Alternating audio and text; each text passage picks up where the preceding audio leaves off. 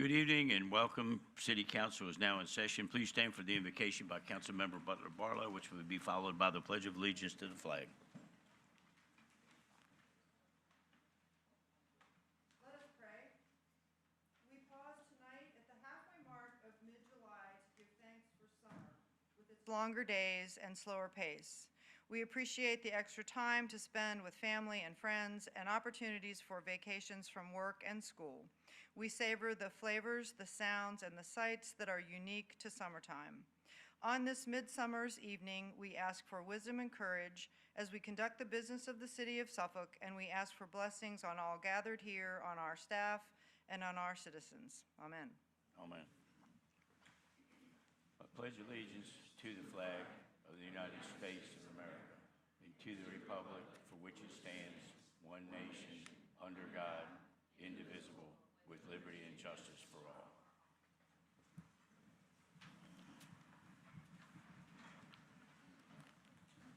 The Freedom of Information Act certification is required at this time. Madam Clerk, please present the resolution for consideration. A resolution certifying the closed meeting of July the 15th pursuant to Virginia Code Section, July 15th, 2026 pursuant to Virginia Code Section 2.2-3712 is presented for council's consideration at this time. Now therefore be it resolved, the City Council of the City of Suffolk hereby certifies that to the best of each member's knowledge, only public business matters lawfully exempted from open meeting requirements of Virginia law, and only such public business matters as were identified in the motion convening the closed meeting were heard, discussed, or considered by the City Council of the City of Suffolk in the closed meeting. Council, a motion be in order. Councilmember Williams. So moved. Got a motion for approval. Councilmember Williams. Councilmember Bennett. Second. Second from Councilmember Bennett. Is there any discussion of the motion? Hearing none, council members prepare to vote. Please cast your vote. Madam Clerk, please record the vote.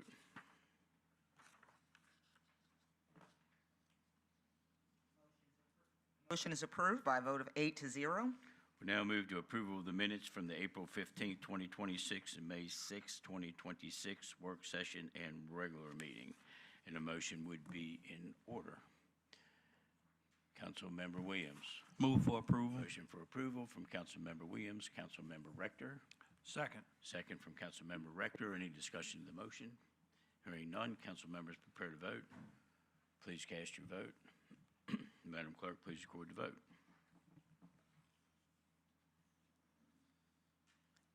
The motion is approved by a vote of 8-0. We do have one special presentation this evening, which will be a proclamation in recognition of National Night Out. Mr. Manager, please provide an overview. Mayor, Vice Mayor, members of council, the Suffolk community will celebrate National Night Out Thursday, August the 6th. This evening's proclamation will continue to build participation and excitement in this year's event. Accepting the proclamation is Jennifer Moore, Director of Media and Community Relations, Police Chief Danny Bowie, and Deputy Fire Chief James Dickens, as well as Nat Knight.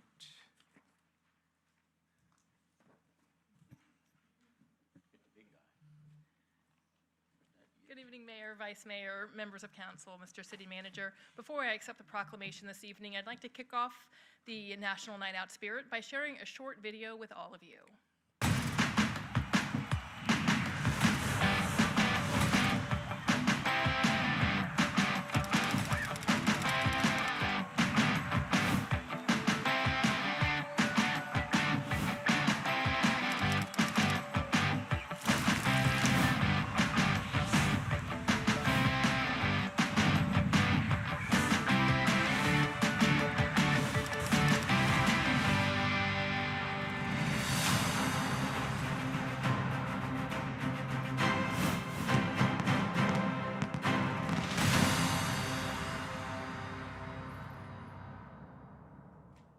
Perfect, thank you.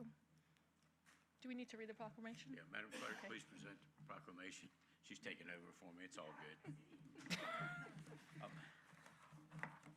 Whereas the National Association of Town Watch is sponsoring a unique nationwide crime prevention program known as National Night Out, which will be observed on August 6th, 2026. And whereas traditionally held on the first Tuesday of August, Suffolk's 43rd annual National Night Out has been moved to Thursday, August 6th, due to Virginia's primary election, ensuring that residents can celebrate this important tradition of civic engagement. And whereas the City of Suffolk recognizes that public safety is a shared responsibility and that engaged neighborhoods and active partnerships are essential to preventing crime, strengthening communities, and enhancing the quality of life for all residents. And whereas National Night Out encourages neighbors to come together, build relationships with public safety professionals, and demonstrate their commitment to creating safer, more connected neighborhoods. Now, therefore, I, Mayor Michael D. Duman, Mayor of the City of Suffolk, do hereby proclaim August 6, 2026 as National Night Out in Suffolk, Virginia, and call upon all citizens to participate in this important event that celebrates the value of safer communities. In witness whereof, I'm hereunto set my hand and cause the seal of the City of Suffolk to be affixed this 15th day of July in the year of our Lord, 2026. Chief, would you like to comment? Not necessary. I got it. Podium's yours. I think Ms. Jim will take that. Oh, you're going to take care of that? I got that part too, if that's Okay. okay. I'd like to ask the members of our National Night Out Committee to please join me here at the podium. All right.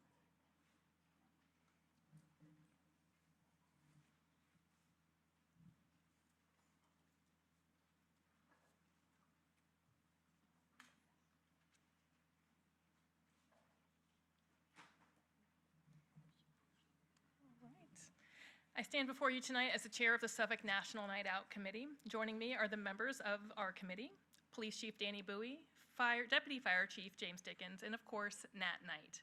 Together, we are excited to officially invite each of you to this year's National Night Out, which is just 22 days away. This year's National Night Out will be held on Thursday, August 6th. While the event is traditionally held on the first Tuesday of August, it was moved this year to avoid conflicting with the primary elections. On that evening, communities, civic leagues, homeowners associations, and local businesses across the city will come together to celebrate. This year's event features more than 20 host locations, 8 tour routes, and, weather permitting, an expected attendance of nearly 15,000 people, making it one of the largest community events in Suffolk. No one in Hampton Roads celebrates National Night Out quite like we do in Suffolk. Last year, we earned an impressive 7th place national ranking in our population category, continuing our longstanding tradition of being recognized as one of the top national night out communities in the country. And this year, we're aiming to climb even higher. So yes, National Night Out is a celebration, but it's really about strengthening the relationships between our community and the men and women who serve and protect us. It's an opportunity to build neighborhood connections, promote public safety, and remind ourselves that we are stronger when we stand together as one city. So Mayor Duman, on behalf of the Suffolk National Night Out Committee, thank you for this recognition, and we appreciate your continued support of this outstanding community tradition. So now let's take a picture. Ready? All right, everybody squeeze in.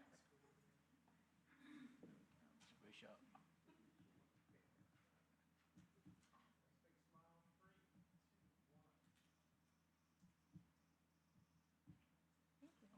Thank you, appreciate it.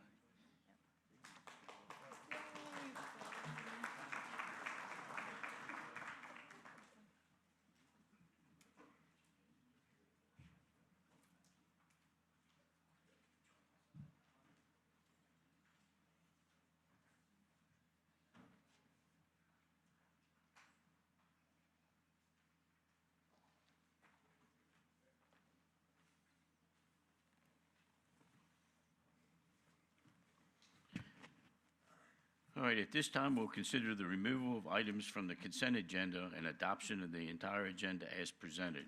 Removal of any item from the consent agenda would only be necessary if any member of City Council wishes to vote on a specific item separately, and a motion would be required. This time, a motion would be in order. Councilmember Johnson, Propose to accept the consent agenda as proposed. could I get a motion to approve the consent agenda as approved? We have a second. Councilmember Williams? Second, Mayor. Second from Councilmember Williams. Any discussion of the motion? Hearing none, council members prepare to vote. Please cast your vote. Madam Clerk, please record the vote.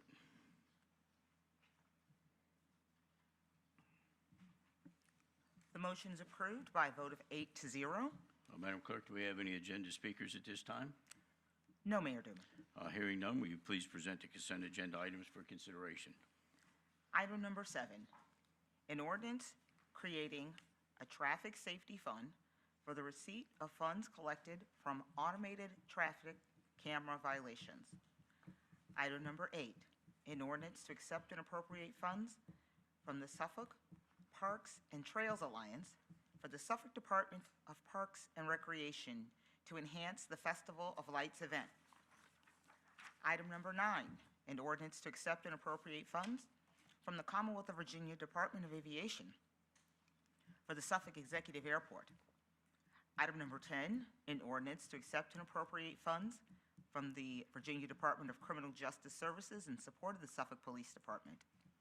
Item number 11, an ordinance to accept and appropriate funds from the Virginia 911 Services Board Public Safety Answering Point Grant Program in support of the Suffolk Police Department's individual call handling equipment.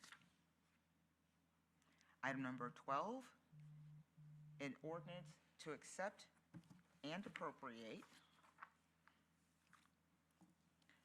funds from the Virginia 911 Services Board Public Safety Answering Point Program for the Suffolk Police Department. Item number 13, a resolution approving an increase to the Suffolk Sheriff's Department fiscal year 2026-2027 operating budget. Item number 14, an ordinance to reappropriate unspent fiscal year 2025-2026 fund to the fiscal year 2026-2027 school operating fund for Suffolk Public Schools. Item number 15, an ordinance to reappropriate unspent encumbered funds from fiscal year 2025-2026 to fiscal year 2026-2027 school operating fund for Suffolk Public Schools. Item number 16, an ordinance to accept and appropriate additional state funds for Suffolk Public Schools. Item number 17, an ordinance to authorize the city manager to transfer funds from the general fund, unassigned fund balance, to the school's operating fund.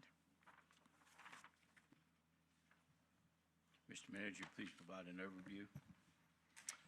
Mayor, Vice Mayor, members of council, consent item number 7.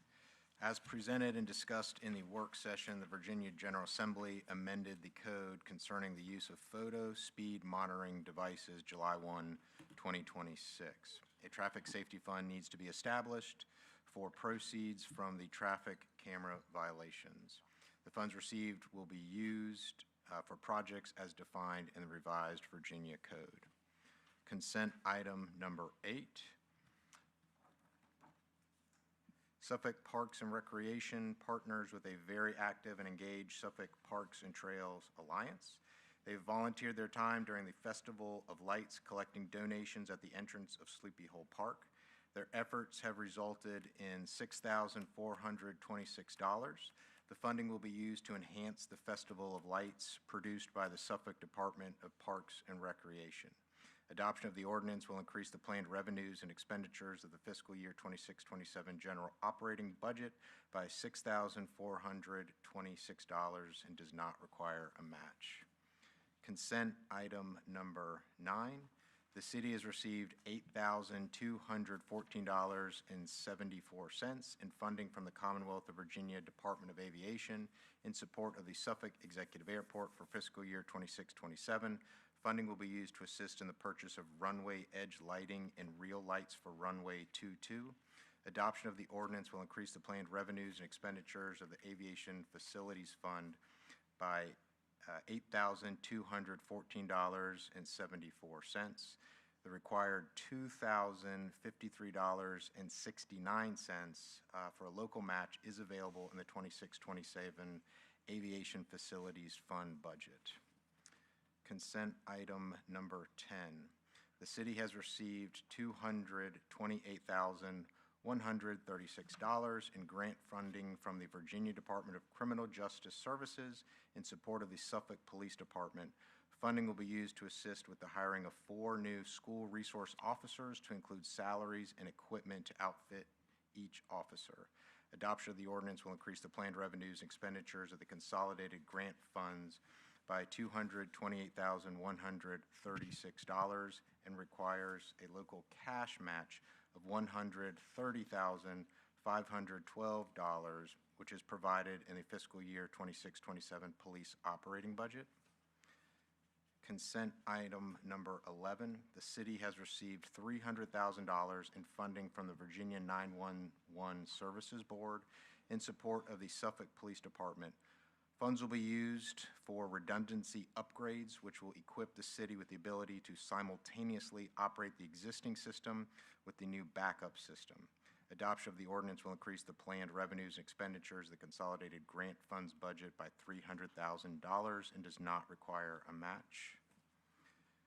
Consent item number 12, the city has received $5,000 in funding from the Virginia 911 Services Board in support of the Suffolk Police Department 911 Public Safety Communication, Education, and Training for Emergency Communication Operators in the Emergency Communications Center. Adoption of the ordinance will increase the planned revenues and expenditures of the consolidated grant fund by $5,000 and does not require a local match. Consent item number 13.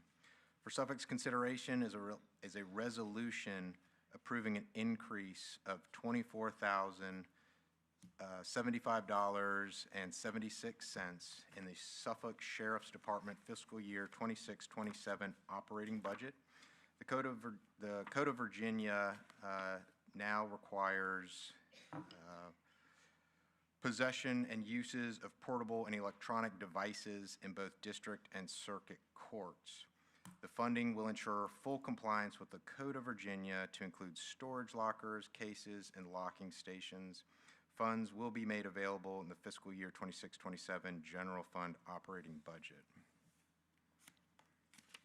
Consent item number 14. For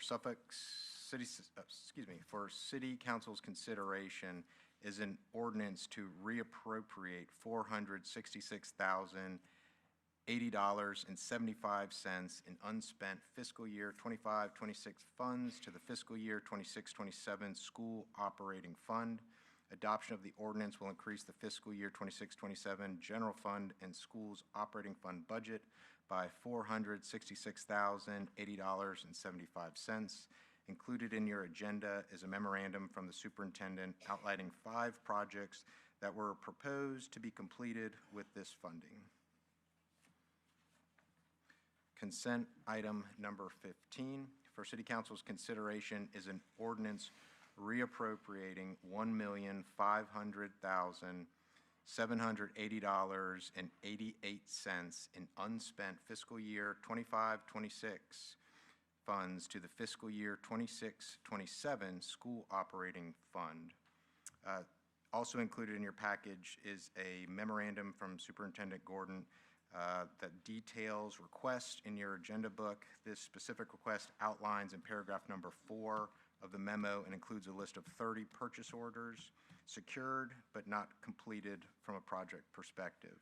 Adoption of the ordinance will increase the fiscal year 26-27 schools operating fund and general fund budget by $1,500,780.88.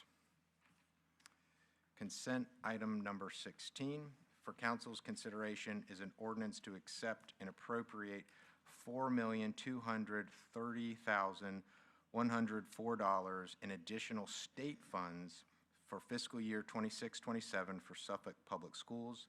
Additional state funding will provide for a 4% salary increase, special education add-ons, school breakfast, and at-risk add-ons, as well as infrastructure and operating funds. Adoption of the ordinance will increase fiscal year 26-27 school operating fund budget by $4,230,104. Consent item number 17. Attached for council's consideration is an ordinance to transfer funds from the general fund unassigned fund balance in support of Suffolk Public Schools. As you may recall, we recommended allowing the General Assembly to finalize the state budget to ensure we could access the full budget proposal coming to Suffolk Public Schools. Upon state budget execution, we've determined that $688,000 are needed to fund the superintendent's proposed budget for fiscal year 26-27. The adoption of the ordinance will increase the 26-27 general fund budget and schools operating fund budget by $688,000. That concludes your items. Okay, thank you, Mr. Manager. If there are no questions about the items, the motion would be in order to approve the consent agenda as presented. Councilmember Williams. Move to approve. Motion for approval, Councilmember Williams. Councilmember Wright. Second. Second from Councilmember Wright. Is there any discussion of the motion? Hearing none, council members prepare to vote. Please cast your vote. Madam Clerk, please record the vote.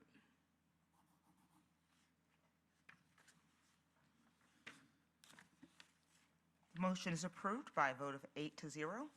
We'll now move to public hearings. Our first public hearing is an ordinance authorizing the issuance and sale of bonds by the City of Suffolk, Virginia, and establishing the terms, details, and provisions for the payment thereof. Mr. Manager, please provide an overview. Mayor, Vice Mayor, members of council, at your June 3rd City Council meeting, you received a presentation regarding our plan of finance for the approved CIP projects in the 26-27 fiscal year. This evening, Kyle Lax with Davenport, our financial advisor, will kick off this effort as well as the public hearing. Good evening, Kyle. Good evening, Mr. Mayor, members of council, and certainly City Manager and members of the public. Again, Kyle Lux with Davenport, nice to see you as always. To the manager's point, you may recall we were here last with David Rose, my colleague, on June 3rd, introducing this concept that in the way Suffolk moves forward in a very methodical manner, after you've adopted your budget, we then move forward with the capital funding phase, which we're doing right now. And so, again, the action this evening after the public hearing is there's an ordinance the City Council can adopt that will fund fully the bond-funded portion of your CIP that was adopted in your budget and CIP, roughly $35 million of new money projects that, again, were included within your adopted budget and CIP. I think, again, as a little bit of background, as you think about this, again, the city enjoys 3 AAA credit ratings. We think the actions both in your budget and this evening help to support those AAA credit ratings. Those AAA credit ratings allow you as a city to go borrow for important projects like these in the most cost-effective and flexible manner that you can. You as a city are in compliance with all your financial policies. You have been for a number of years.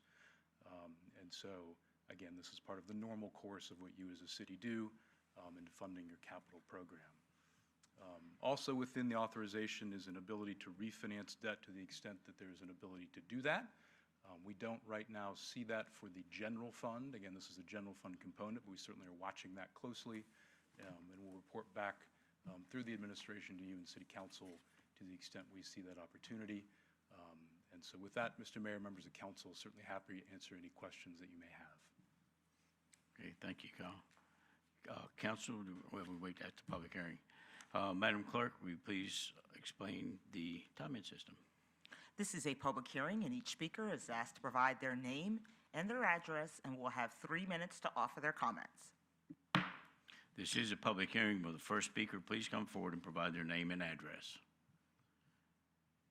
Do we have anyone present who would like to speak to this ordinance? Hearing none, this public hearing is now closed. Council, an ordinance has been presented for your consideration. Councilmember Williams. Move for approval. Got a motion for approval from Councilmember Williams. Vice Mayor Ward. Second. Second from Vice Mayor Ward. Is there any discussion of the motion? Hearing none, council members prepare to vote. Please cast your vote. Madam Clerk, please record the vote. The motion is approved by a vote of 8-0. Our next public hearing is an ordinance to grant a conditional use permit to establish a daycare, family day home, 5 to 12 children, on property located at 113 Mallard Drive, zoning map 25E, parentheses 3B, parcel 1, account number 253252300. This is CUP 2026-10. Mr. Manager, please provide an overview. Mayor, Vice Mayor, members of council, Kevin Wine, Director of Planning and Community Development, will provide the project overview. Thank you, Mr. Manager, Mayor, Vice Mayor, members of council. As stated, this is a request to establish a family day home for the keeping of 5 to 12 children. at 113 Mallard Drive, that is in the Burnett's Mill subdivision, for the business named Busy Bees Learning Experience.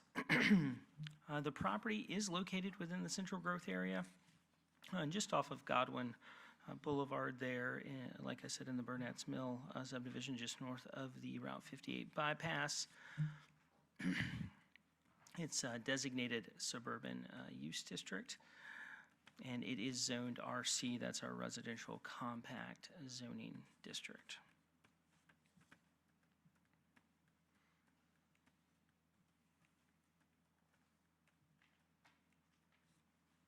So the applicant in this case already operates as a licensed family day home for 4 children, all under the age of 5. They're looking to expand that operation to keep up to 12 children for daytime care, through infants to age 9. It's operated by the applicant, and they do not anticipate any additional employees needed at this time due to the staff, the specific state ratio requirements that are dependent on a child's age. Here you can see the proposal sketch plan as provided by the applicant. The property itself is 1.18 acres. They have 5 spaces, either on-site or right there on street, that can help serve the use. They will have a 2,000 square foot fenced play area at the rear of the property. And they indoors, well, here we can take a look at the play area real quick. Here's a look at that backyard and the fenced play area. On the interior, they will be providing over 1,000 square feet that will serve the use, including portions of the great room and kitchen. So this item was considered by the Planning Commission at their meeting last month, back in May, And by a vote of 7-0, the Planning Commission has brought it to you all this evening with their recommendation of approval. As well, staff has evaluated this application in accordance with the Unified Development Ordinance and the criteria that we review when considering conditional use permits, and we are recommending its approval to you all this evening as well. That concludes my presentation on this item. I'll be happy to stand by at the conclusion of the public hearing. Okay, thank you, Mr. Wine. Before we open the public hearing, Madam Clerk, will you please explain the timing system? This is a public hearing, and each speaker is asked to provide their name and address. We will have a 10-minute period for the proponents, a 15-minute period for those in opposition, and then an additional 5 minutes for rebuttal. This is a public hearing. Will the first speaker please come forward and provide their name and address, and that's to speak in favor of this ordinance.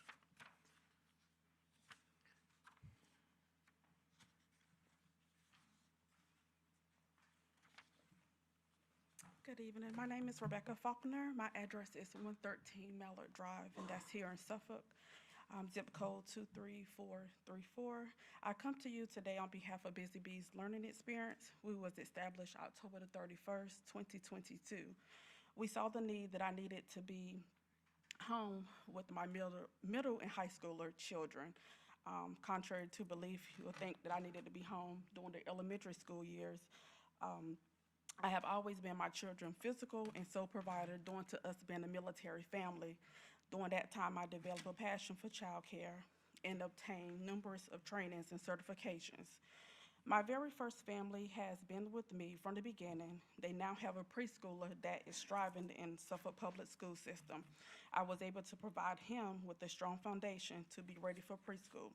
When he left my care, his family was confident that he was ready for preschool. This reflects my mission statement. I will always provide a safe and nurturing family day home where children can learn, grow, and strive through play, creativity, and positive relationships. I'm requesting an expansion of my current licensed family day home due to the need to provide a larger capacity for my current families. With this expansion, my current families will be able to remain with me as they grow their family. For an example, I do have a family now that's expecting their second child in July. Providing care for their oldest, and the expansion will allow me to provide additional care, keeping the family together. I'm honored to be a recipient of the -9 to 5 pilot program and the Economic Development Authority Family Day Home Grant.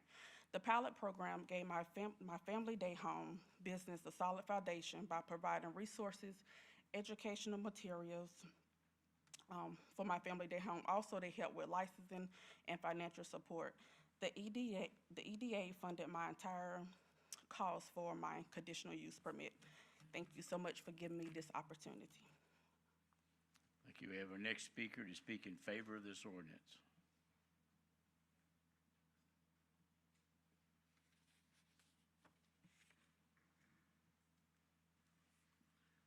Good evening, Mr. Mayor, City Council. My name is Jerron Vanderhall. Address is 855 West Brambleton Street, Norfolk, Virginia, 23510. I serve as the Child Care Capacity Coordinator for -9 to 5, as previously mentioned by Ms. Rebecca Faulkner. Home-based child care is often the first door working families can walk through. Flexible hours, personal attention provides in every neighborhood across our city and downtown.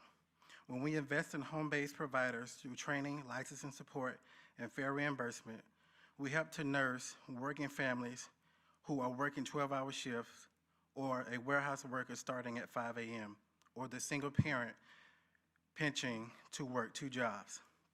This means more childcare slots sooner, closer to home. It means Suffolk becomes a city where economic opportunity isn't blocked by the simple lack of somewhere safe for your child to be. Strong families build strong neighborhoods. Investing in home-based childcare is an investment in every parent trying to do right by their family and their job. I ask you to support this expansion for the parents doing everything right and just need a safe place for their child to land. Thank you. Thank you. Our next speaker to speak in favor. Do we have anyone else present who would like to speak in favor of this ordinance? Hearing none, do we have anyone who would like to speak in opposition to this ordinance? Is there anyone present who would like to speak in opposition? Hearing no additional speakers, this public hearing is now closed. Council, an ordinance has been presented for your consideration. Councilmember Bennett. Move for approval. Got a motion for approval from Councilmember Bennett. Councilmember Rector. Thank you, Mr. Mayor. Before I second that motion, I would like to make a couple of comments. First, I want to congratulate the EDA on launching this program to facilitate the establishment of more daycare in our city. From serving on the Hampton Roads Workforce Development Council and being associated with our own workforce council here in Suffolk and also with the Hampton Roads Alliance, I can promise you that we spend a huge amount of time discussing about the shortage of quality daycare that exists not only in Suffolk but all across our region. It is so critical for workforce development and for people that want to get to work to know that their children are being provided for in a safe and healthy environment. I mean, I know that when my children were coming along, it was a great comfort to me to know that I did not have to worry about their well-being and I could concentrate on what I was doing to try to put food on the table for my family. I hope that we get to use the rest of we have a total of 5, correct, Ms. Days? 10, okay, so let's bring on some more. And with that, I will enthusiastically second the motion. Okay, we have a motion on the floor and a second. Do we have any further discussion? Hearing none, council members prepare to vote. Please cast your vote. Madam Clerk, please record the vote.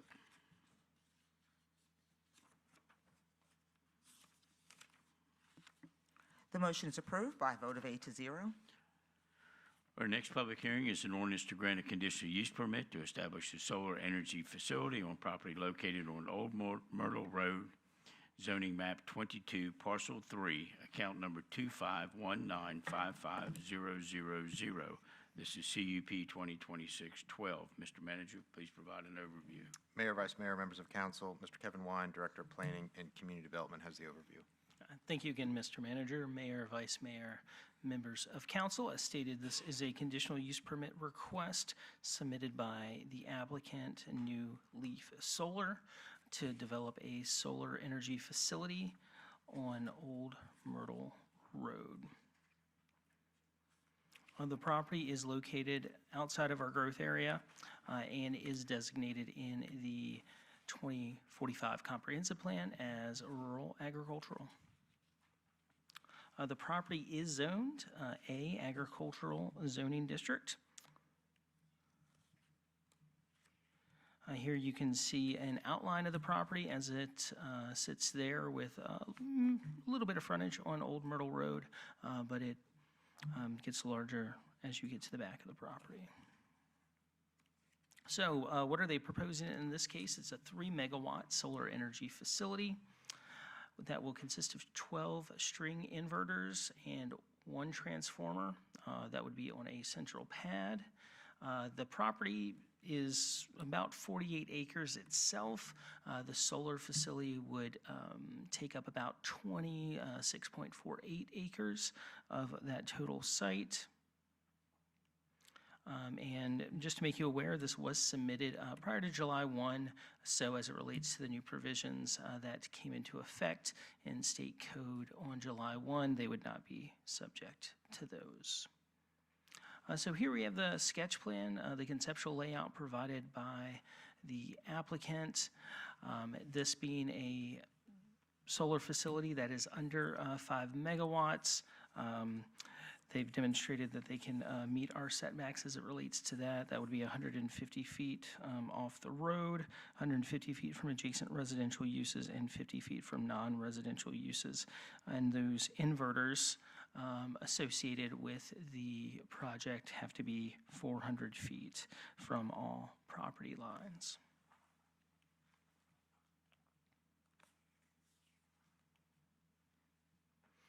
Here you can see that central pad where you have the inverters and the transformer.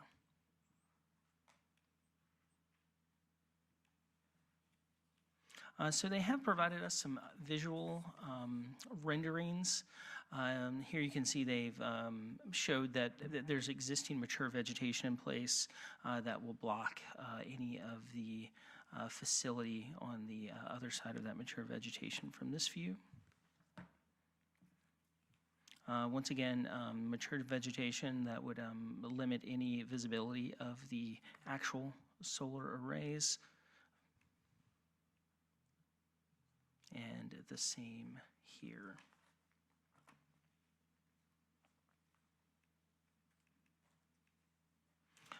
Here we have a picture. This is from White Drive. Once again, demonstrates that that there's mature vegetation in place that will be preserved that will screen the site. As with all solar facilities, during construction, we are very sensitive to the rural areas of the city, seeing an increase in construction traffic, and want to make sure that is handled delicately and safely.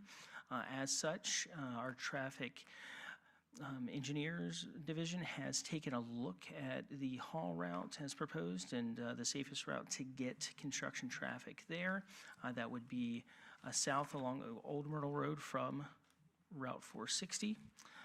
And then back that way as well. This would be a condition and is a staff recommended condition should this application be approved. As with all solar facilities and with our new regulations as it relates to noise, they have provided a noise exhibit.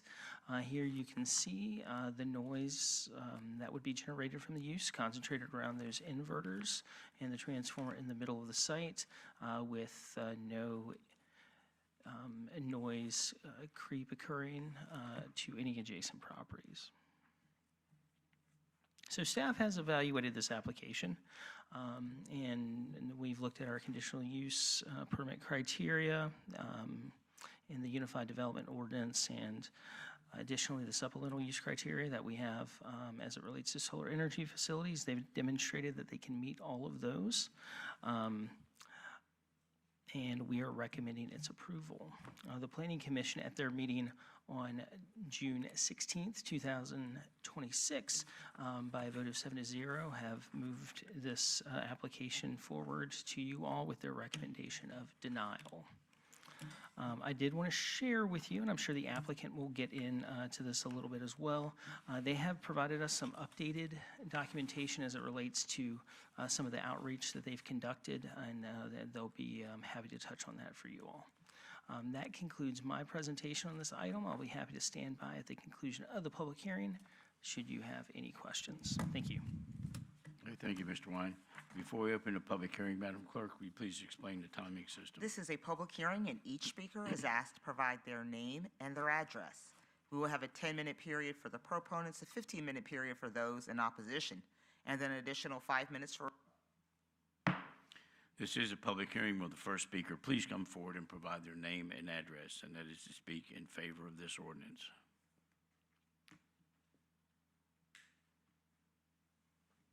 Hi, my name is Jesse Robinson, 4705 Brentwood Road in Durham, North Carolina. Thank you for y'all's time today. I am a senior project developer with New Leaf Energy. This company has experience of over 40 years developing solar projects across the nation. We've developed over 1,000 megawatts of projects. I personally have been developing in Virginia for 6 years. The 3-megawatt project proposed tonight will be participating in the shared solar program with Dominion Energy. So this allows folks to subscribe to the system if they're a Dominion Energy bill user and receive a savings on their electric bill of about 10 to 20%. This project will also just be contributing to having a diverse grid where we will have some alternative energy in addition to other uses on Dominion's grid. In terms of community outreach, first I'll state we chose this site as well because it's well screened, and we would be able to site the inverters in a location where it could not be heard to surrounding neighbors. This site has been logged and was replanted about 10 years ago, so there's existing mature trees already on site that can help screen the project. In terms of community outreach, there are no requirements by the city to reach out to folks, but we definitely consider it important and did do this as it's a typical part of our process. We held 2 community meetings. We reached out to 30 adjacent parcels surrounding the property, including Western Branch Baptist Church. The first meeting was in October of last year. There were 6 attendees. We held a second meeting as there were additional questions from neighbors surrounding stormwater design. So once we had completed those studies and had a more detailed plan, we held a second meeting for folks to attend. We invited the same group of people. That was on March 30th. There were 3 attendees. After the meeting, Mr. Smith, one of the neighbors, asked for copies of our threatened endangered species and wetland report, so we emailed those and offered to meet with him on site. We also looked at changing our access road as this came up in discussion at the meeting. We ultimately were not able to do so because of our point of interconnection with Dominion Energy. Once you're in study, you cannot move it more than 2 poles, and so we are tied into the current location.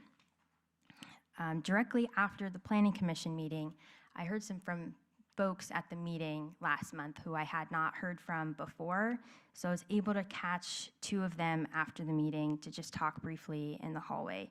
I spoke with Mr. Bauer and Mr. David Ryman, who are adjacent neighbors. They expressed visibility concerns. So we submitted an updated landscaping plan to the city in addition to the evergreen loblolly pines that we'll have for screening the site. We're also adding some low-growing shrubs in certain locations to further screen visibility, and that includes in the southwest corner of the site, which is closest to the church, in the northwest corner near Mr. Ryman's property, and then along the entire southern fence line to further screen from residents there. We don't believe the project will be visible with the existing vegetation, but we're happy to provide additional vegetation to help, ease some concerns. And we're also happy to add a privacy screening lining on the fence around the entire site, at least for when the low-growing shrubs are getting established, to just help further screen visibility from the surrounding neighbors. And I'm happy to answer more questions about that. After the Planning Commission meeting, I did email the pastor of the church, Western Branch Baptist Church, and sent a letter to the deacon and adjacent neighbor, Mr. Bauer. Copies of the letter and email are in the outreach packet, offering to meet with the church if that was of interest. I did not hear back. I also sent a letter to folks within a mile of the site who signed Mr. Smith's petition. I provided my contact information so that folks could reach out if they would like to speak with me. I did not hear back from folks. Our noise study was completed by GZA Geo-Environmental. They are a firm with 60 years of experience. They completed the noise study for this project and put together a memo for me to read at tonight's meeting. So for sake of time, I'll just include a few excerpts. Per the acoustic report, ambient sound levels were collected on the project site near the property line of 6800 Old Myrtle Road, approximately 1,500 feet away from Old Myrtle Road and 1,800 feet from White Drive. Current ambient noise at the site was collected during the quietest hours of 4 to 7 a.m. and was 32 decibels. Even at the closest evaluated residence, the predicted project sound level is approximately 15 decibels below the applicable 45 decibel limit. This represents a substantial margin of compliance. The highest predicted sound level occurred at a location nearest the residence at 6800 Old Myrtle Road, where the modeled sound level was 30 decibels, which is similar to a rustle of leaves or soft whisper.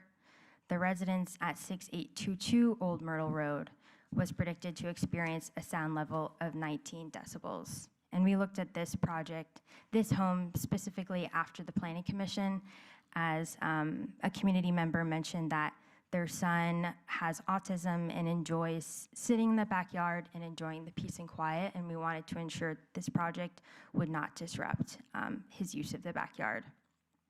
So the results showed that the combined sound level with the solar facility operating would increase ambient conditions by 0.1 to 1.7 decibels, depending on the location. The National Hearing Conservation Association indicates that 1 decibel increase is generally considered imperceptible. A 3 decibel increase is barely perceptible. Since the highest predicted increase is 1.7 decibels, the change in sound level would fall between imperceptible and barely perceptible to the average listener. So in closing, Ms. Taylor would also like to speak, but I'll just state that Ms. Taylor should have the ability to use her land as she sees fit, as long as it's within the law. The city's zoning ordinance was established for this purpose, to set regulations on what a project has to follow to be able to be built and developed responsibly. We've tried to engage with the community as much as possible. I understand some folks are nervous about this project, but we have done our best to design it so that there will not be impact.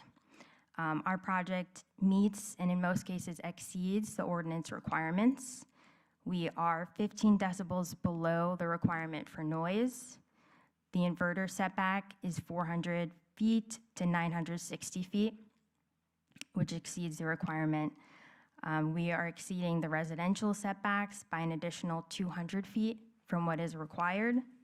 And along the road, we are exceeding setbacks by more than 500 feet from what is required. Because of this rigorous due diligence, the city staff has recommended this project for approval as they consider it in compliance with the comp plan and zoning ordinance, which is designed to protect neighbors. So, thank you. Thank you, ma'am. Next speaker to speak in favor.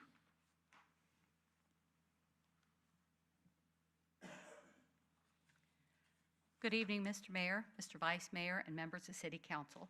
My name is Priscilla Taylor, and I live at 107 Bobby Jones Drive in Portsmouth. For many years, my husband and I lived next to a neighbor who did not maintain their property in the way that we thought they should. The grass needed cutting, buildings needed repair, and the yard needed to be cleaned up.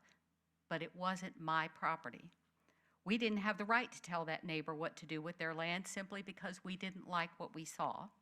What my husband and I could do was put up a fence and plant a hedge and enjoy our property. And that experience taught me an important lesson about property rights. And today I'm asking you to respect my right to make a lawful and responsible use of my property. I understand some neighbors are concerned that this solar project will change the community, but the project is tucked away. The property is surrounded by large trees and dense foliage.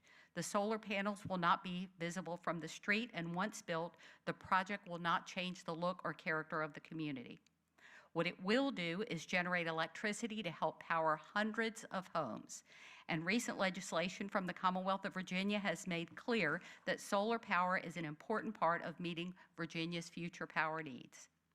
People may not like the idea of solar panels, and I respect that, but personal preference should not determine how someone else uses personal property when that use is responsible, screened from view, and benefits hundreds of families. I respectfully request that you approve this project. Thank you. Thank you, ma'am. All right, that concludes the time for our proponents. Do we have anyone present who would like to speak in opposition?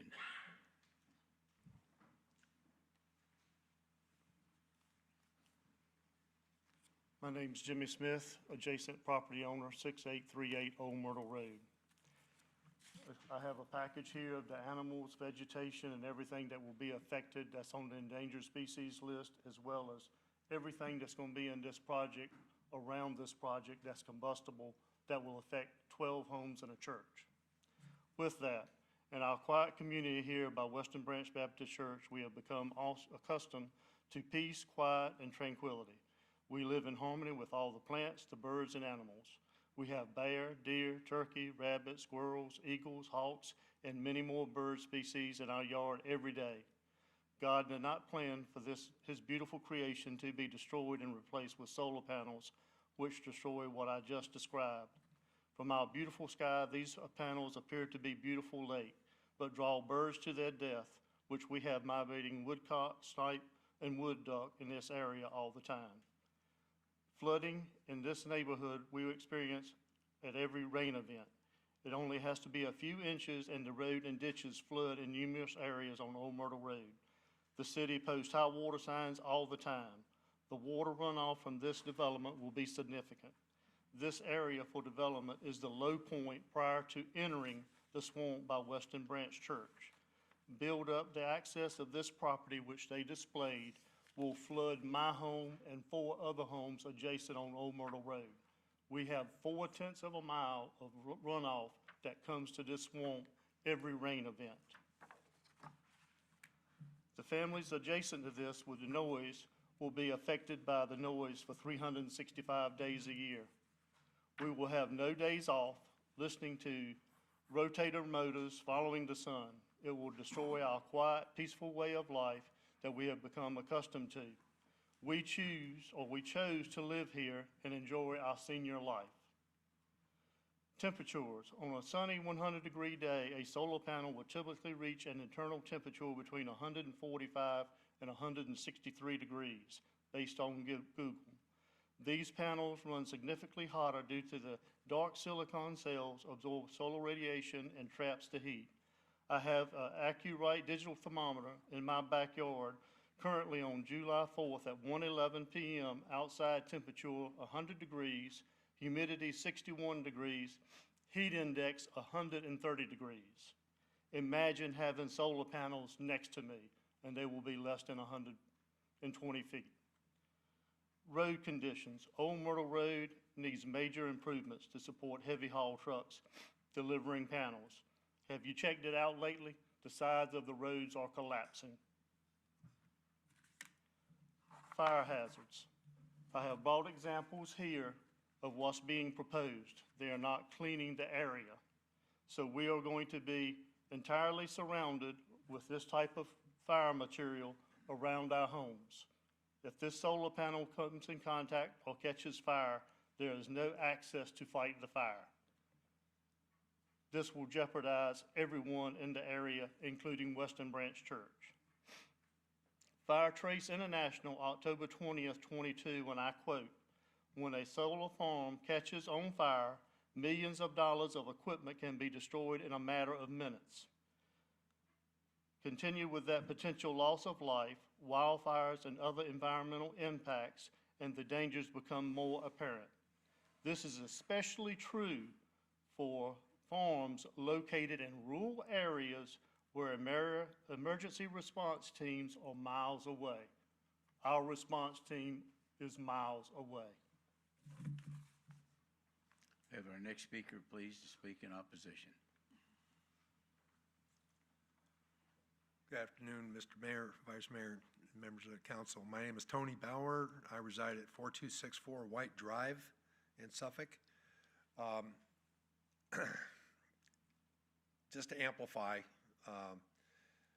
what Mr. Smith was saying about our road, if you haven't been on an Old Myrtle Road lately, and there will be a lot of construction rigs, a number of them to create this project.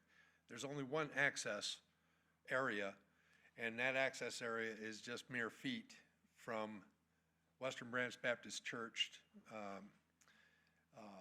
That church was established in 1779, and it is a big, beautiful church. You're all welcome to attend. Please join us. Across the street from that access is a 200-year-old manicured cemetery. It is beautiful. It's 5 acres. And yes, Ms. Jessie Robinson did send a letter or talk to the pastor or talk to the other deacons in the church. We were already under the understanding that it was accepted. We were opposed to this because of any noise factor, because of the access of trucks going in and out. That church is a beautiful church. It's a sanctuary, and it's kind of a high mark of our area, well known. So the congregation does not want the project, and so we did not respond because we'd already made that message, although Ms. Robinson was very polite. I'm also a resident. I'm one of the 13 properties that surround this project. No, I don't want the industrial truck traffic, the noise, anything to do with any glare coming through the trees, any of the other associated issues that arrive from having such a project.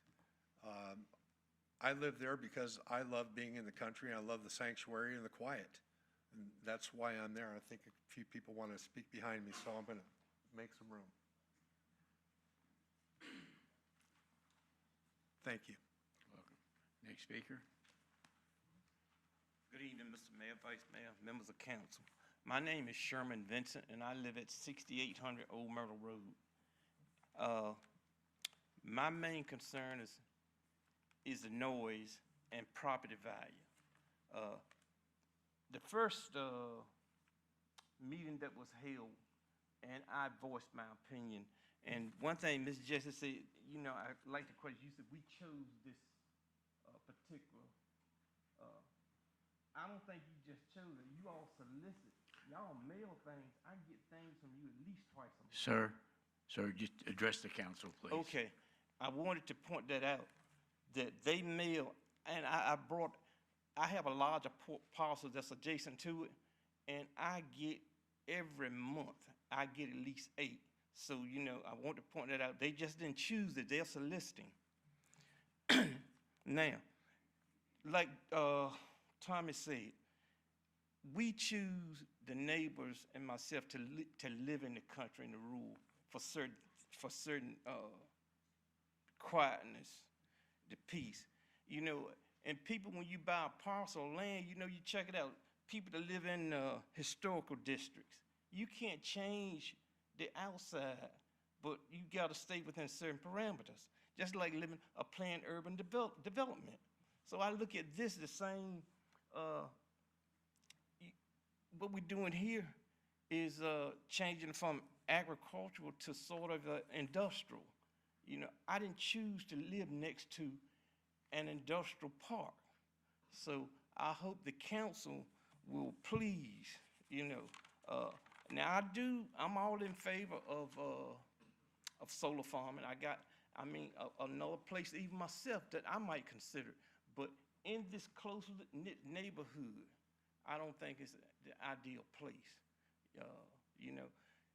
For one, I hate to say that Miss Taylor can't do, to take money out of her pocket, but her salary will be going up, and what would the property value of our homes would be doing every year? She's gonna be increasing, but due to this solar facility, our property values will be decreasing. So I hope that members of this council will consider. Thank you. Thank you. The next speaker to speak in opposition. Good evening, Catherine Amory. I live at 6512 Old Myrtle Road, so I am a resident near this. Essentially, I agree with a lot of what I'm hearing from my neighbors, which is this project ruins the aesthetic of the neighborhood. I also don't believe that there's been enough information, or what information has been provided regarding the environmental impact of this is something that's going to be good for the community.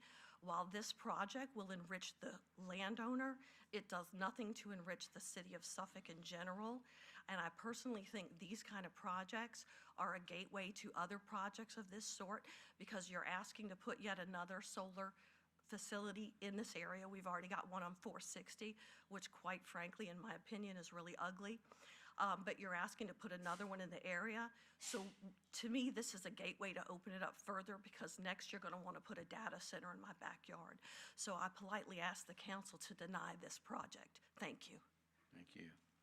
Next speaker, please.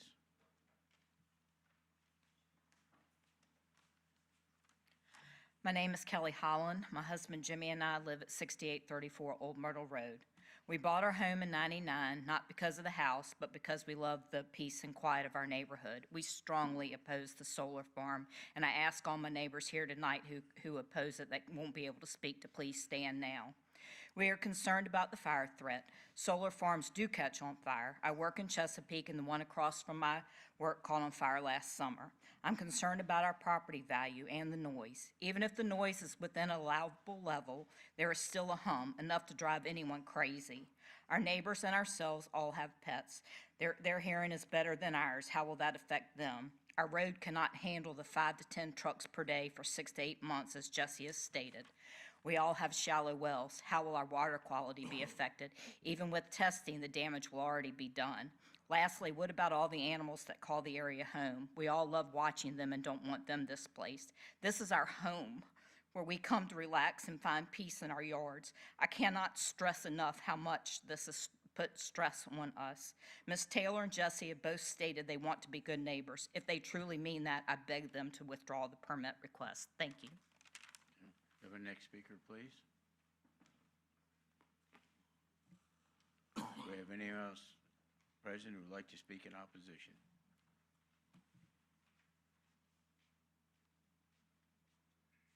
Good evening, Chairman, Mayor. My name is Dr. Andy Perotti. I'm glad to be here tonight. I decided to come and speak to you about this topic because I was reading through some of our preparation materials that are sent out for when you come and attend the council. And it hit me because I happened to be reading the budget for the school board, and I noticed that there was a rather large expenditure for sinkholes. Well, that's kind of a problem in my area. And I'm also doing some research on the side right now for concerns over things like battery storage areas, and all of those were from a knowledge base I had in the past. But then I saw something that really struck me. There is a paper in there that talks about the public, exchange that was done with members of the council to the developers about what the plans were. And one of the councilwomen asked clearly, well, what about, rainwater runoff? What kind of impact is there from that? And there was a monosyllabic answer of no. I'm kind of wordy, so I was surprised anybody could be that short. And then I thought to myself, I don't think that's right. And so I decided to go and do a little referencing. So the reason I'm here tonight is not necessarily to say yes or no, but to let you know what concerns I would have about the project and what opportunities there might be for the project. And it may be looking at some of the opportunities in a different model. What I did is I have handouts for you that I will leave with the gentleman here. I ran out of toner, that's why I was a little bit late, and so I have one paper, the best paper, that I wasn't able to copy, so I will make sure you get it. The papers I was looking at were refereed papers, which means it wasn't just something off the internet or my feeling about this. It's about real hard science. The solar energy topic is a very hot topic universally. There's a lot of data coming out of Europe, and it has been for many, many years. And what it does is it kind of encapsulate a lot of the concerns that people have here that are good concerns, but some of the concerns may not be as significant as they think. On the other hand, there are concerns that are not being addressed. One of the things was that really hit me is I used to work in a research lab when I was in the Navy. And there was one of our sister labs, they used to call us the Seven Dwarfs. It was 7 laboratories that nobody knew what to do with and knew what we were really doing. And one of them was called assisted energy or directed energy. And it had to do with all radio frequency type exchanges for different purposes. And I will tell you, I learned a great deal about some of the impacts that are untoward or not expected. And I'll give you an example why this really becomes important, and it links in with a concern about also the ecology and the conservation of plants and the need for or the ability to continue farming in some of these areas while still having a solar presence. There was a tsunami in Thailand, and a group of us were called in, and it was a group from all over the world looking at ways to assist with communication, everything from sending up helium balloons to be able to get an over the horizon capture. And we had people from Google Earth and all of the big players, and everybody tested out their radar and their rays. And they were very interesting, and like the solar power, it's kind of almost a miracle when you think about it. And to reflect my own personal bias, I have a house with solar power. I love it. I love it. But it isn't configured like in a farm. And with the farm comes other concerns that it may also tag into things like battery farms. We're getting a lot of farms that aren't really of great value to the people. So when I looked further into it, we decided, or not decided, but we discovered something. When all of these smart players got together with their wonder toys, all of them worked individually. But when you put them in an array together, in an amalgam, what you had was chaos because so many of these rays got out into the atmosphere and you lost signals. So what are you hearing when you hear hum? Are you hearing the sound of an array emitting from all these units? One of the chief things that was discovered by me when I went back to go and look at the science is there are concerns for runoff. There are concerns for changes in weather. And what happens is you get micro weather currents. So you can have a type of weather area right over and immediately adjacent to these arrays that is different than what the rest of the neighborhood is experiencing. So there are some concerns with this. I brought other literature that will talk about these concerns in great detail, but also mitigations.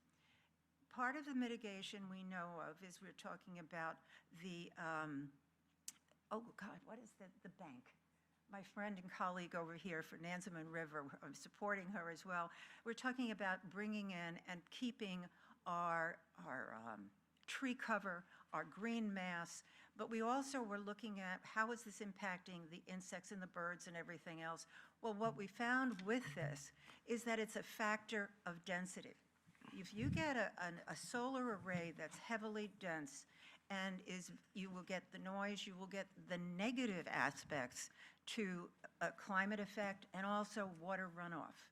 Tremendous impacts at different levels based on density.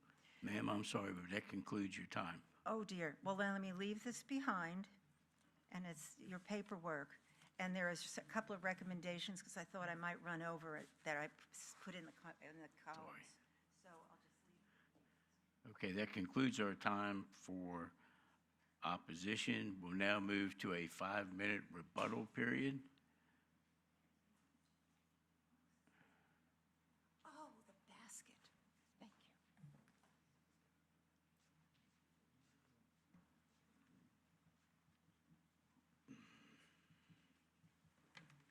you. Evening. I'm Shane Fouché with Hurt and Profit, and I am a professional engineer here in the Commonwealth for over 20 years now. I would like to address the concerns about the stormwater.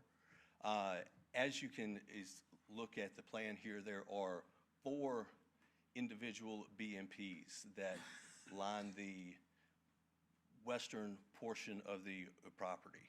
This property drains from the east to the west, and all of the areas that the panels will be in the biggest portion there of the property are going to drain to those BMPs. These BMPs are designed to decrease the stormwater runoff, and they actually detain the water, and they actually serve as a first point of entrapment for anything that could come down through that area. They are then detained in the ponds and then released at a rate that's actually less than the flow in the existing condition now. And this will help to disparage any concerns about flooding or impacts to the other properties there. We are required by the state and the federal government to install these BMPs to help with that flow and to help with the project. And I'm happy to answer any questions as it comes from those stormwater issues. Thank you, sir. We still have 3 minutes of some change in rebuttal. Thank you, Mayor Duman, members of the City Council, staff. My name is Grady Palmer. My business address, 222 Central Park Avenue, and I'm here tonight in the place of Steve Romine, who couldn't be here and sends his regards. One of the things I just want to note that, you know, there's legitimate concerns about utility scale solar, and those are very different than what is being presented tonight when you're dealing with community and shared solar. Utility scale solar is generally hundreds of acres, has generated, you know, enormous stormwater issues.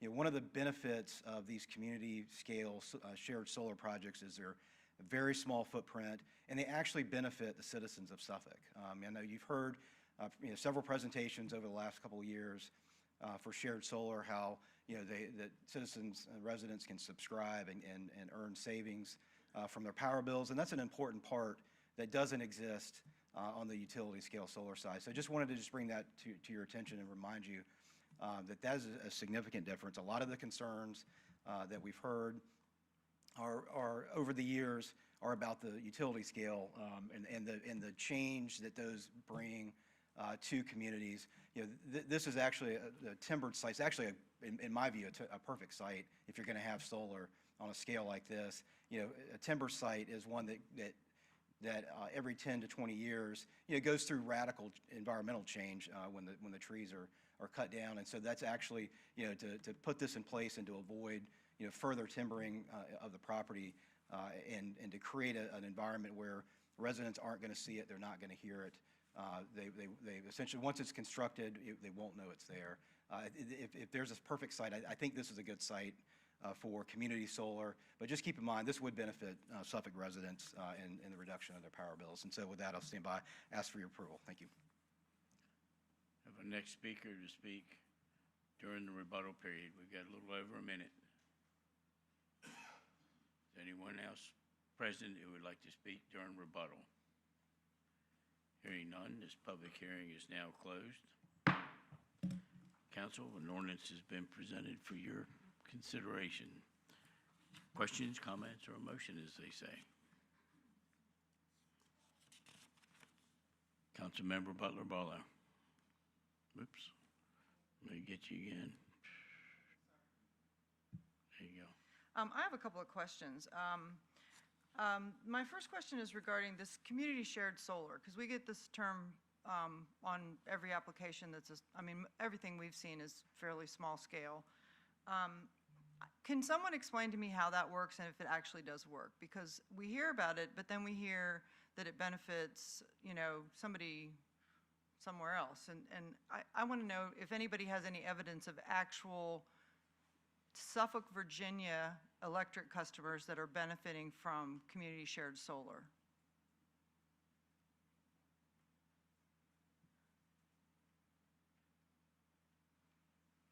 Hey, Jesse. Hey, thank you for your question.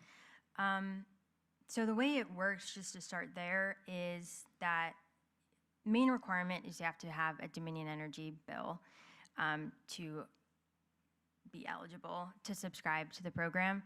And then typically how developers seek subscribers is by working with the city, like by posting an ad on their website like an announcement on the website or sending mailers to folks in the community. And there's no specific requirement on where you look for subscribers. Like you could go anywhere. We would start in the city of Suffolk for this project. I know that the Dominion Energy's website lists all the projects that have currently received capacity and when they plan to go online. Typically when they're closer to getting online or they're in construction is when they seek subscribers. So I don't know, we don't have a project right now in the city, so I can't speak to other developers on where their projects are at, but that could be why. If folks haven't heard from people, they're just not ready yet to reach that phase. I know there's like at least 100 megawatts that have been subscribed in Virginia. I'm not sure how many are in the city, but they're probably in the construction stage. Okay, all right. I have a second question, very, not related, but since you're already up here. Okay. So when you and I met before, we talked about the stormwater BMPs, the stormwater, and the wetlands aspect of this particular piece of property, especially at your point of entrance. And of course, I think the whole property, if it's not wetlands, it's wetland. The entrance that you're proposing, the only way that you have into this is what it kind of is shaped like a flag lot. You have this one entrance. Most of that is wetlands, and from listening to the neighbors, it floods on a regular basis. Have you had conversations with the Corps of Engineers on how you're going to mitigate this? I know you have the stormwater BMPs, but I'm wonder a lot about that, but I especially wonder about the entrance and having a road going in, which is pretty much a whole wetlands area. I'll start answering that, and then Shane, can you come up as well, our engineer? But we try to avoid wetland impacts as much as possible. So the wetlands are delineated on the portion where we come in from Old Myrtle, and the road, you can see how it's kind of like curving. That's because we're trying to avoid as much impact as possible. The entire piece is not wetlands, but a good portion is. So we're trying to, impact as little as possible with the location of the road and keeping it at least under 0.1 acres. Shane, do you wanna? We did look at changing the road, I mentioned that, and yeah, we weren't able to. Right. Yeah, as Jesse said, everything on the site has been done to have the least impact to wetland areas. Now, we are also proposing to put a geogrid under the access road. So that would keep the access road at the same elevation that it currently is, and then put the gravel on that so that it wouldn't have any impacts to the downstream areas too. This, because as you know, if it's wet and if you put gravel on it, if you put trucks or anything else on it, it's going to sink. So that geogrid will keep us from having to build that up, and then we can keep everything in place as it currently is. Okay, all right. That's all for the moment. Councilmember Johnson? What, young lady, thank you. Jesse. I'm sorry, Jesse, I couldn't All remember good, your all name. Was there any consideration given to the fact that you were in a historical area and that this church has been there since 1700s? So we work with a third-party hurt and profit to do archaeological research on that. First, we start with a high-level review, and then we'll do a more detailed review, typically after, if we receive CUP approval, because it's around, like, well, I don't want to say the price, but tens of thousands of dollars, for a more detailed archaeological study. And what they do is they look at areas within, is it 0.5 miles? 0.5 miles of the site to flag if there's archaeologically or architecturally areas of historical significance. A third party completes that study, submits it to the DHR, Department of Historical Resources, and then they tell us if we have to change our design to either help mitigate like visibility if there's anything significant surrounding, or change our design to avoid it. Well, my concern, though, is, and I'm just going to make a point here because I wasn't even aware of it until really recently, is this is a historical church. It's an amazing group of people that go to this church, as well as the community people that live there. And in this city, this council doesn't typically go against churches, but I have a real concern. To me, and I know Priscilla well too, the project is not a bad project, but the project is out of place. I'm sorry. Why do you think planning denied it 7-0? I mean, there's a reason. We are a small community, and we look after our community, and we support the people in this community. I'm not against solar. This particular project, though, really is giving me some real problems. I have a problem just, well, with the runoff as well, with the roads going into it. These folks are right. The roads are not good roads to be even running trucks on to haul all this stuff to the site. It's a real problem for me. I just want to let you know that, because I don't, I think it's a good project in the right spot, and particularly in this rural area of the city. And it's very, very rural. The fire department worries me as well. If there is a fire, if there's an electrical problem, there is just nothing there. I've got some real concerns. And it should have concerned everyone on council too when we realized that the Planning Commission denied it like they did. It's not that it doesn't fit the parameters of what could go there, but does it fit this community or fit that area? I'm sorry, but I have some real problems with it. All right, thank you. Councilmember Wright? Yes, Ms. Robinson. You mentioned earlier that you did reach out to approximately, I think you said 30 residents? 30 parcels, yeah. Right, and you said, it's not a requirement. What was some of the feedback that you received? Or did you receive feedback from the 30 people that you reached out to? I heard from the folks who attended the community meetings. So there were 6 at the first one and 3 at the second. I think a lot of them were questions about understanding solar. Mr. Vincent expressed concerns about property value like he did tonight, and we sent a property value report that we've had completed previously. Mr. Smith brought up at the first meeting his concerns about runoff to his property, so at the second meeting, we presented more detailed stormwater designs about how we would be designing to prevent runoff. There were questions about visibility, so we had visual simulations showing how the project would not be visible. We tried to do our best to address each concern, and after the meeting, we put together all of the questions that folks asked in the first meeting and our responses, and that's also included in the narrative packet. Okay, so I want to make sure, so what I'm hearing you say is most of the responses that you received to your outreach were concerns. Yes, I mean, I would say that's typically the case if someone's in favor. They usually just don't act, versus if you don't want something, they tend to speak up. Okay. So then my next comment is, and then I'm going to make a motion.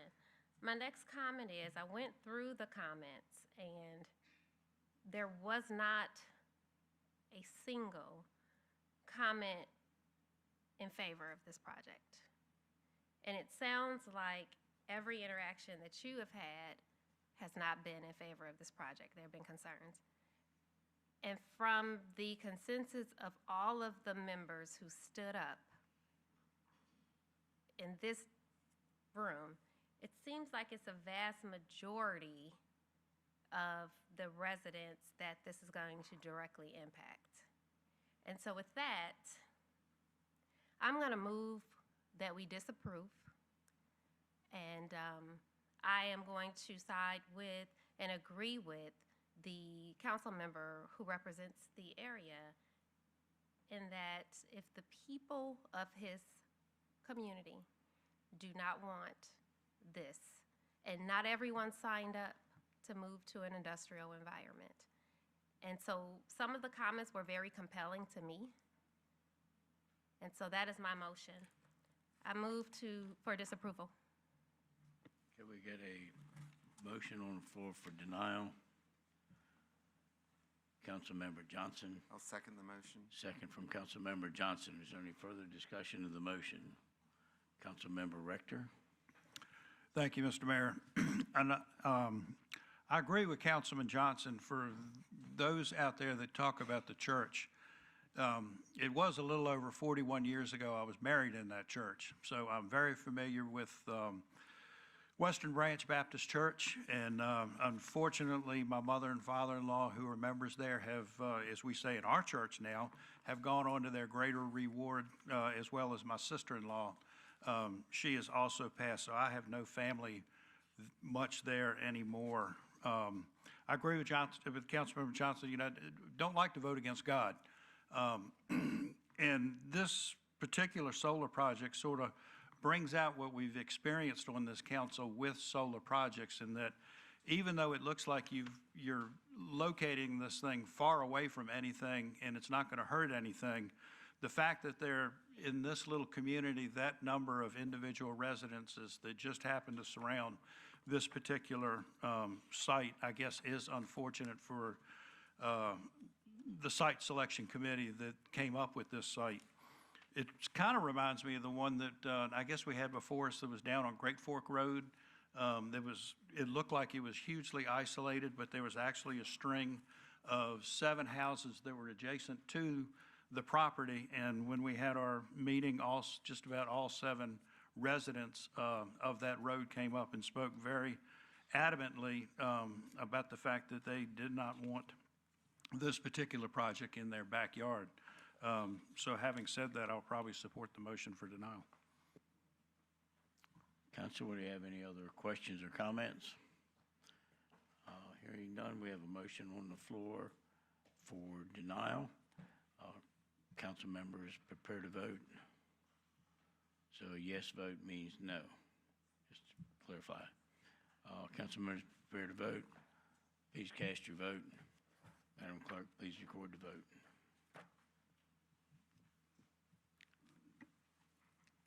The motion is approved by a vote of 8-0. We'll now move to our next public hearing. which is a 7:30, we're making good time.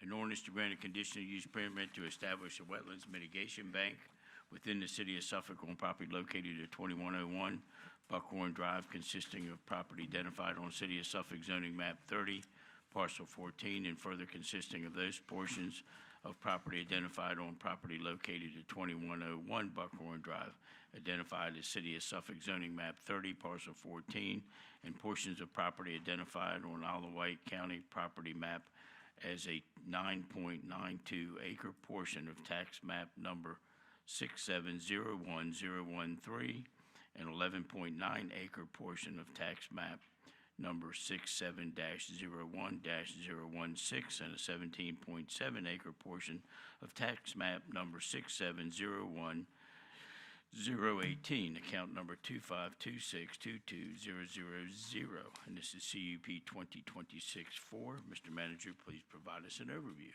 Mayor, Vice Mayor, members of council, Kevin Wine, Director of Planning and Community Development, has the overview. All right. Thank you, Mr. Manager, Mayor, Vice Mayor, members of council. This is an item that you should be familiar with. We presented this to you all back in May as a significant land use item. This is a larger project, at least in area, 212 acres total. And this is for a wetlands mitigation bank that requires a conditional use permit within the city, and this property is located in the rural agricultural land use district, and it is zoned A, agricultural. It consists of multiple properties, several of which portions of are in Isle of Wight County, but the bulk of the project is within the city of Suffolk.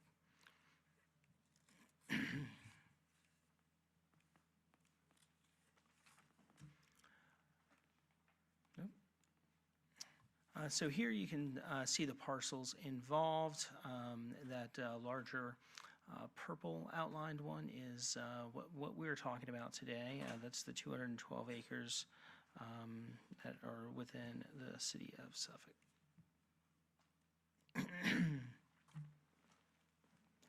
So here are some of the existing conditions as it relates to the site. There have been ongoing silviculture operations for the kind of harvesting and cutting of loblolly pines that are located on the property. As a part of this request, they will be restoring the areas that have been damaged by that ongoing silviculture operation. That's 204 acres that would ultimately be utilized as the Myrtle Mitigation Bank. I'll get into what that means in a moment.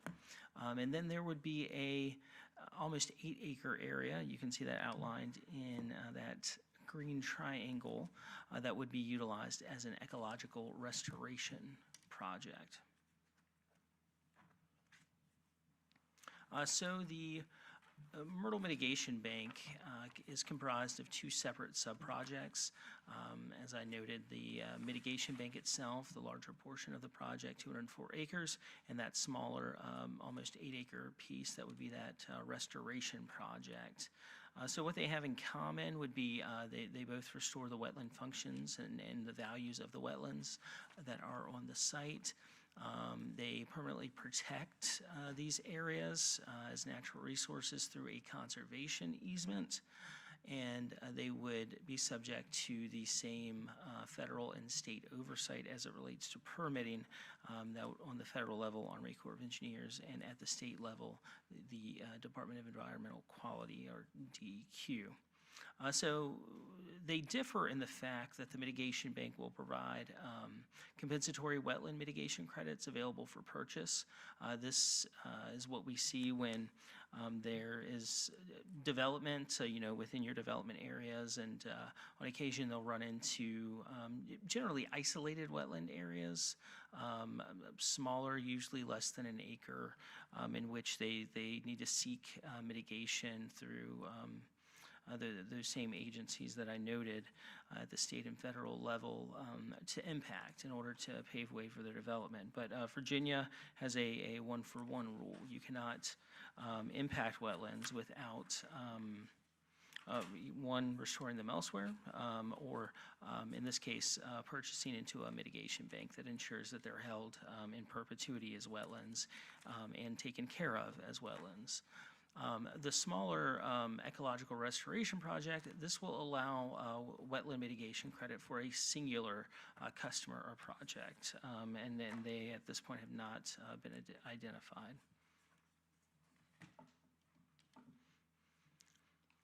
So there will be some land disturbance associated with this as they look to kind of grade and fill some ditched areas and plug some areas that have come up as depressions to ensure that they can ultimately have a healthy wetland area here that meets those stringent requirements of DEQ and the Army Corps of Engineers as it relates to establishing a wetlands mitigation bank.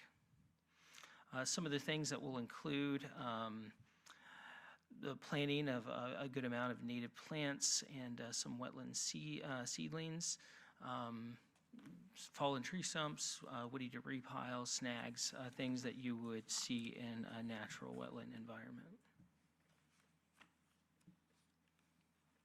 As it relates to the replanting details, ultimately 245 acres, that includes that acreage outside of the city, of wetland seeding plants, 12 species of various grasses, rushes, and sedges, 244 acres, almost 245 acres of woody wetland plantings to include 12 species of trees, almost 5 acres of woody upland plantings and 7 different species of trees, and then almost an acre of herbaceous wetland plantings that includes 4 different species of vegetation. So staff has evaluated this application as it relates to our criteria outlined within the Unified Development Ordinance for the issuance of conditional use permits, and we believe it aligns with the criteria outlined there and is compliant with the 2045 comp plan as well. The Planning Commission at their meeting last month on June 16th have moved to recommend approval of this application by a vote of 7-0 with the conditions as outlined in staff's report. That concludes my overview on this item. I'll be happy to stand by at the conclusion of the public hearing should you have any questions. Thank you. Thank you, Mr. Wine.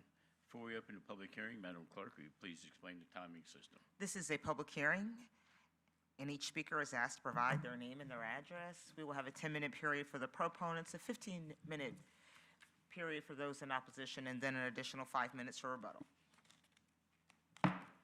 This is a public hearing. Will the first speaker please come forward and provide their name and address, and that is to speak in favor of this ordinance. Good evening, Mayor and Vice Mayor, City Manager, and City Council members. My name is Beth Cross, and I'm speaking on behalf of Nansemond River Preservation Alliance, located at 8881 Eclipse Drive. And as an RPA, we recognize that the proposed mitigation bank represents a great environmental gain for our city currently. So thank you for moving forward with this important project. Our concern is not with the restoration project, but of course with the future use of the credits. And so we urge tonight that great discernment will be used so that we do not have future loss of wetlands or habitat. Today's restoration success cannot become tomorrow's excuse for destruction when it comes to wetlands and habitat. Thank you so much for your focus on the restoration of our wetlands and our watershed in general, and for your commitment to protecting Suffolk's watershed. Thank you. We have our next speaker to speak in favor.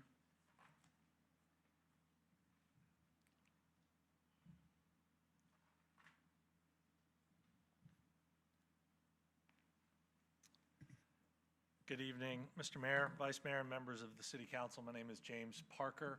My address is 116 South Wilton Road in Richmond, Virginia.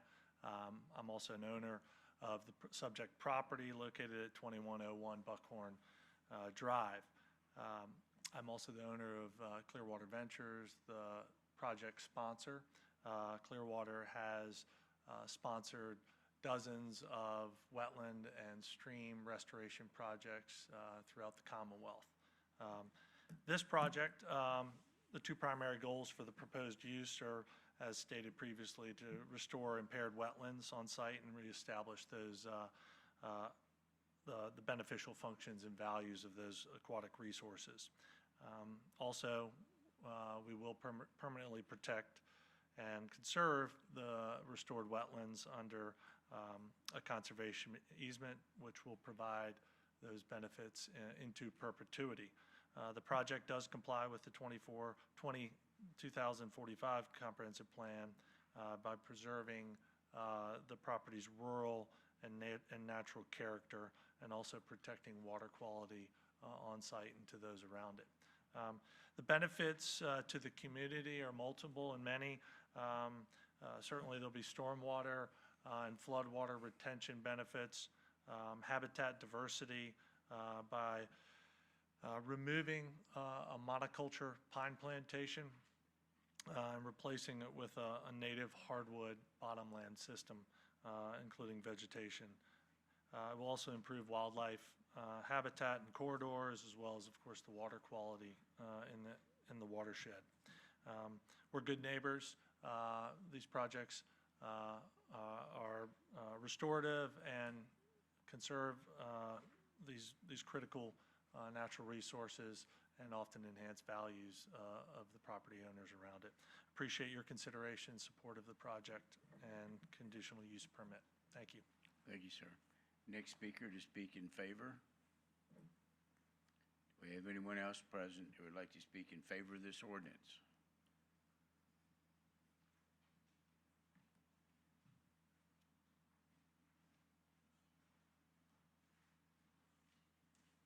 It just so happens the number one recommendation for solar farms is the use of the plants, and mitigation techniques are very popular and very useful. I'm sorry, please, And please give us your name and address again. I'm sorry.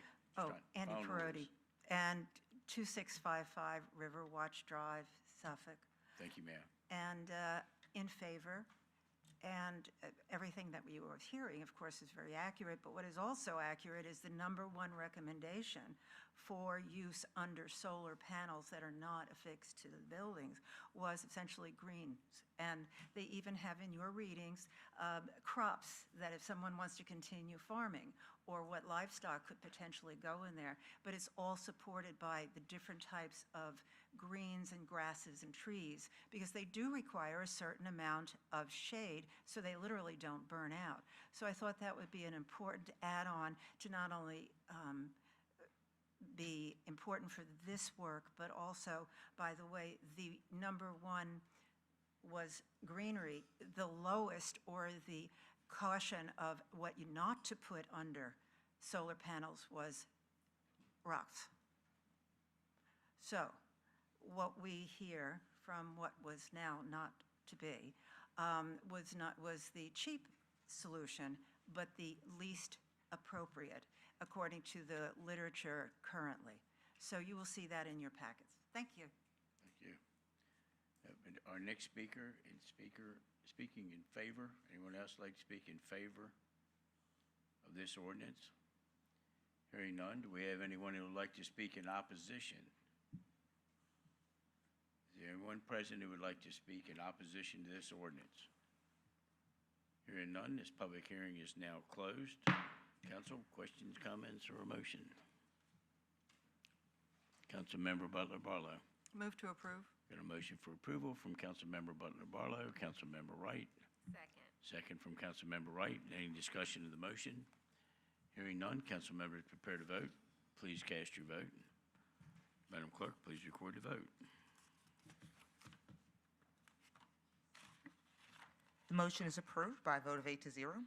Okay, we have no ordinances, nor do we have any resolutions this evening, so we do have, moving to staff reports, we have one staff report, which would be an update on our Suffolk passenger rail. Mr. Manager, please provide an overview. Mayor, Vice Mayor, members of council, City Council has initiated an effort to explore the feasibility to add a passenger rail station in the city of Suffolk. This evening, you'll receive a presentation on the work completed to date, results of that effort, and next steps for consideration. I would like to ask Julie Tim, our consultant with Moffitt & Nichol, to provide the presentation. Good evening, Julie. Thank you. Good evening, Mr. Mayor, Vice Mayor, members of council. It's a pleasure to be here today for such a lively meeting.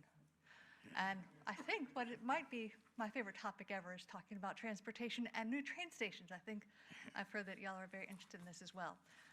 About a year ago, you heard a presentation about a possible rail station being considered by you or being advocated for the city of Suffolk. The question became, as you were thinking about a possible train station, what are the steps you need to get there?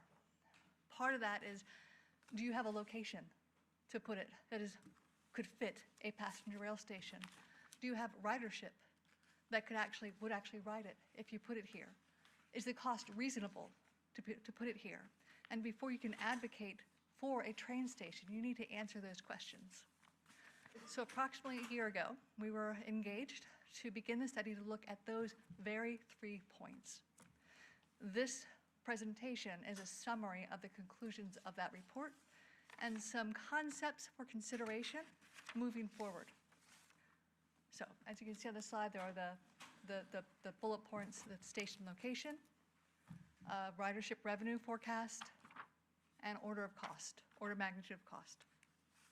So the first one, when we looked at possible station locations, and we don't want to necessarily narrow down or talk about specific locations at this time, we just want to know, are there any available? Are there sites possible? But to understand that, you have to know what are the engineering needs of a rail station? What are the public needs of a rail station?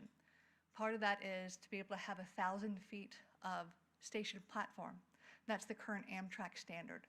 That's a long length of track or a platform to put next to the railroad. You also have to be able to take the trains off of the current tracks where the passenger train would sit as people are boarding and alighting. That needs to be at least 1,100 feet. You need to make sure you have space for people to park. Not everyone's going to walk to it. You're going to have people driving from across the city and possibly the region to come to a station here. So you need plenty of places for people to park. You need access to transit for the people who do want to come in on by your bus system, or by park and rides, or by kiss and rides, or by biking. So the facility needs to have enough space for that. You need to make sure that you're not crossing over any roads where the train would sit and then stop traffic. So any roads would need to be closed if that was in case where you would put the station. So you need to have that access point. And indeed, you do have spaces like that in the vicinity. There are trade-offs that you would have to look at. It would not necessarily be uncontroversial in every case, but there are reasonable locations that could be considered for a train station in Suffolk that could accommodate Amtrak's requirements and Norfolk Southern's requirements and the public's requirements to access the site. Now, okay, so you have the space. The question is, will anyone ride it? Yes. That's the getting right to the point, yes. You do have ridership here. We looked at ridership from using an Amtrak model, the model that they use across the country to look at projected ridership for new stations and for their current stations. The ridership that you would see in Suffolk is approximately 24,000 annual boardings. It's a decent amount of ridership, enough ridership to warrant further study. Now, in past studies, when they looked at the Commonwealth corridor between DC and further west out to Norfolk, that's called the Commonwealth corridor, they were looking at maybe putting a station maybe in Bowers Hill, maybe in Suffolk, maybe elsewhere. So the question is would Suffolk be better suited than maybe another regional station as it connects to Norfolk? The study suggests that very possibly it would be, that you have a further distance from Norfolk, so that the people that are currently going to Norfolk would still go to Norfolk, but you would attract more folks from the Suffolk side, from this side of the region, that might not otherwise use the train if they had to drive to Norfolk or Newport News. They might just drive to Richmond instead. So you do have a catchment where it is reasonable you would see more ridership by having a station here. It would also generate economic development and other opportunities for workforce development. Okay, so you have ridership. The third point is how much is it going to cost? Because if it's going to cost too much money and no one can afford it, you're not going to go there. The costs for a potential station based on current estimates, and this is an order of magnitude, is likely for the kind of fairly simple structure we're talking about, platform, a simple shelter, simple parking, not elaborate, is probably in the $50 million to $70 million range at this time. Now, those cost estimates, as we know, looking at the local economies for the past 5 years, especially post-COVID, have changed dramatically from year to year. So you don't want to base everything on these numbers, but this gives you an idea about the estimated cost that it could come in at. We also compared our estimates to the New River Valley and the Newport News Transportation Center and found that the cost estimates we used, which are the standard cost elements for train stations, is consistent with current and recent train stations being built or have been built recently or are under construction in the state. So it's right in alignment with what you would expect to pay. Those are all good numbers. So we have location, we have ridership, and we have reasonable costs. But that's not all you're going to need to consider. So the study concluded with, yes, there is a there there. There is a reason for the city to look further at putting a station or advocating for a station in the downtown area. But it's not going to be as easy as just saying, yes, we want it. There are going to be other considerations, and it will take time to come to that final decision that, yes, it should go here, and this is what we're going to do.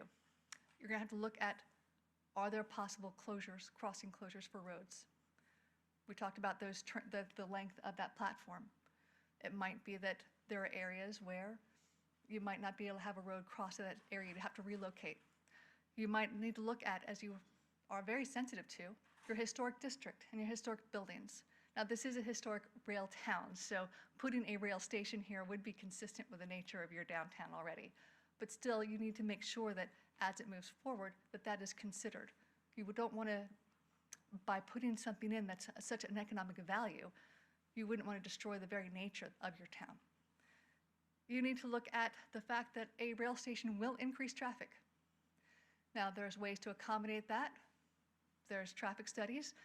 You could actually have it eliminate some traffic that's coming around the area, but you'd also have some traffic coming to go to and from the station. That would need to be considered.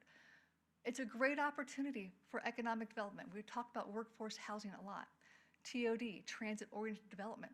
To have a station here in Suffolk could give a good nexus for workers going to and from this area, to Richmond, to Norfolk, and having that access point to increase that economic development, increase housing opportunities right here in Suffolk. And that's an opportunity to do more economic development policies, to do that growth, and looking at that event ridership.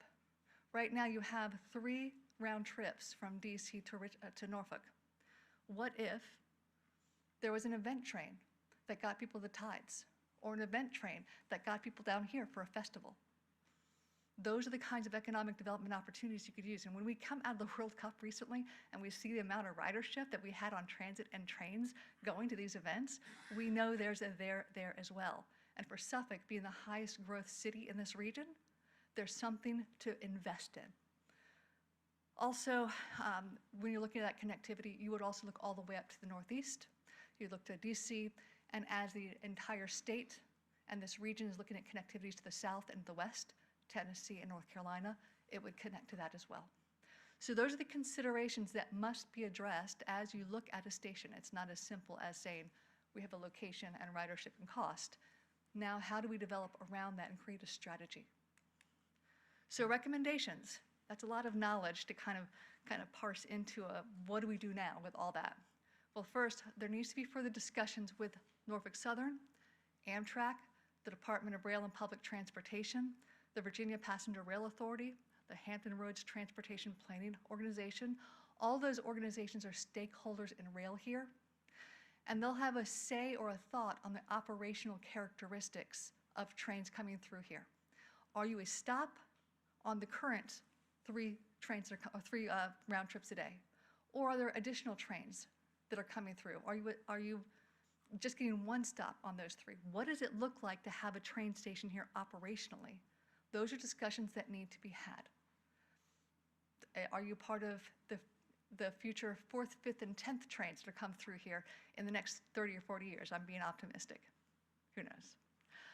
Those are the conversations that need to be had when you're looking at putting a train station in, because it also makes a difference on when you size the train station eventually. You want to make sure you future-proof it for that growth and for that operation.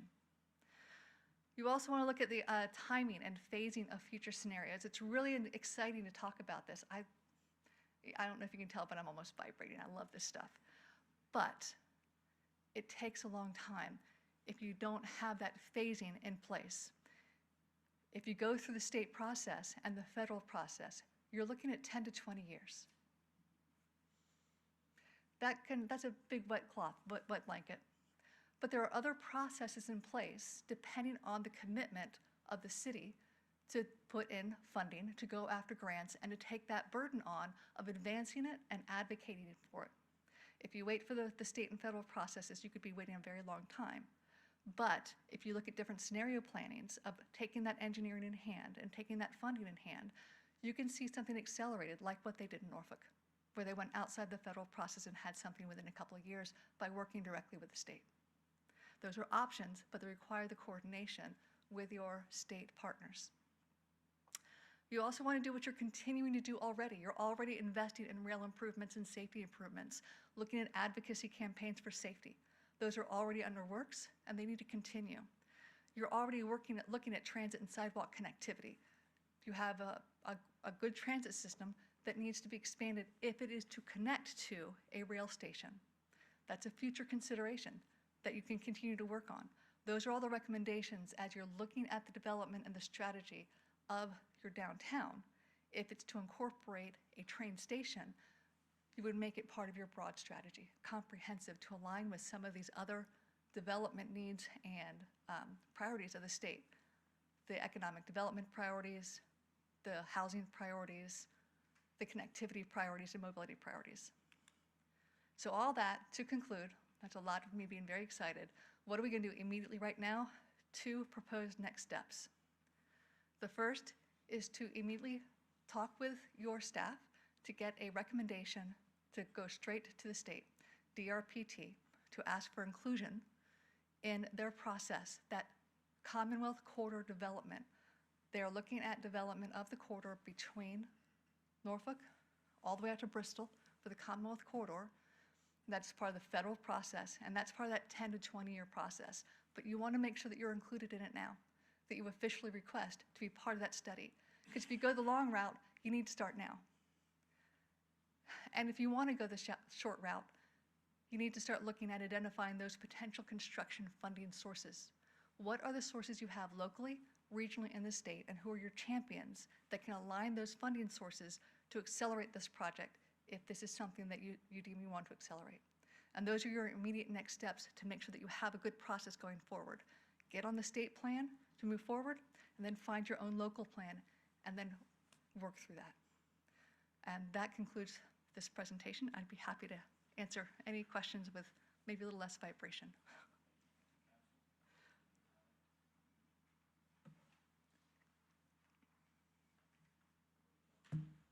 All right, well, thank you very much for your presentation. I think in the big scheme of things, this is good news. I mean, we've got obviously there's a need for it, and we can justify that. I think I can speak from the regional standpoint.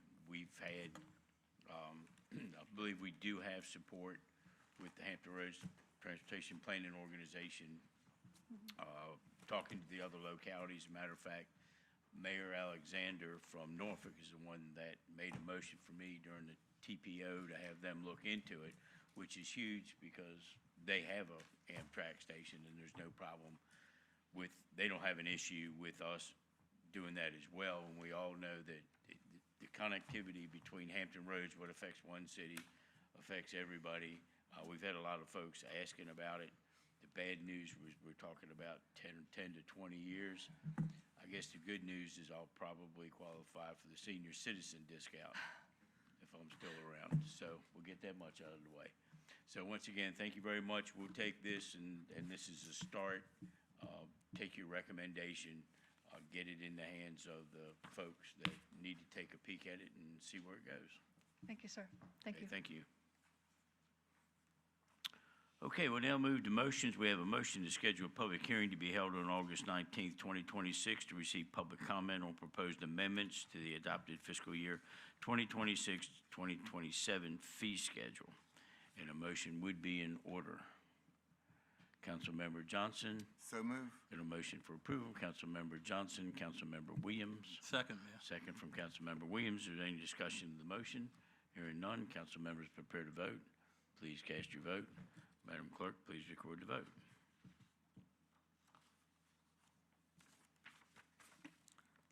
The motion is approved by a vote of 8-0. We'll now move to non-agenda speakers. Madam Clerk, do we have any speakers this evening? And if so, please explain the guidelines. We have no non-agenda speakers registered this evening. Oh, okay, no non-agenda speakers. With that being said, we'll move on to new business. Madam Clerk, do we have any additions to tonight's agenda? We have one addition to this evening's agenda, a motion to nominate and appoint David Bosselman to the Planning Commission. Council, what is your pleasure? Councilmember Johnson. So move. Got a motion for approval from Councilmember Johnson. Councilmember Bennett. Second. Second from Councilmember Bennett. Is there any discussion of the motion? Councilmember Wright? No discussion, just low on the button. Okay, we got a motion on the floor. Can't remember, Councilmember Johnson, seconded by Councilmember Bennett, that's who it was. Okay, hearing no further discussion, council members prepare to vote. Please cast your vote. Madam Clerk, please record the vote.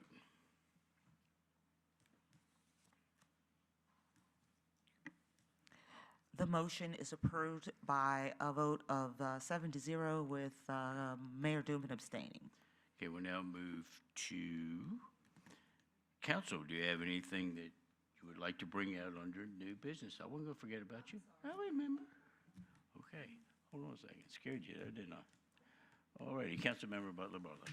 Thank you so much, Mayor. Sorry, didn't mean to get ahead of myself. I actually have two pieces of new business to bring before council tonight. Do you want me to just do one and then do the second one? Yeah, I Okay. think we need to vote on Do one them at a time, separately? yes, ma'am. Okay. To premise my comments, a 2022 Weldon Cooper Center study showed that the economic impact of agriculture in Virginia was over $82 billion in total industry output, the largest private sector impact to Virginia's economy. With our abundant rural resources, Suffolk can and should represent a bigger piece of this pie. All council members recently received a letter from the Ag Advisory Committee via the Economic Development Department asking for consideration for a grant program to promote and incentivize agritourism and other small-scale agribusinesses in the city of Suffolk. Much like the Downtown Small Business Grant Program recently introduced, this request would expand EDA's opportunity to support new small businesses in our more rural areas. With those facts in mind, I offer the following motion. I move that a motion be placed on the agenda for the City Council meeting on August 19th, 2026, directing the city manager to present a staff report that evaluates the feasibility and structure of a farming and agritourism resiliency marketing farm grant program as proposed by the Agriculture Advisory Committee at the City Council meeting on September 2nd, 2026. So the motion on August 19th, the report back on the 2nd. Okay. Okay, so we got a motion on the floor. Councilmember Butler-Barlow, Councilmember Johnson. I'll second that. Seconded from Councilmember Johnson. Do we have a discussion of the motion? Hearing none, council members prepare to vote. Please cast your vote.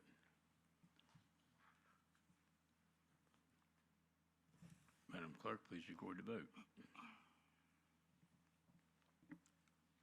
The motion is approved by a vote of 8-0. Councilmember Butler-Barlow, your second item. Thank you, Mayor.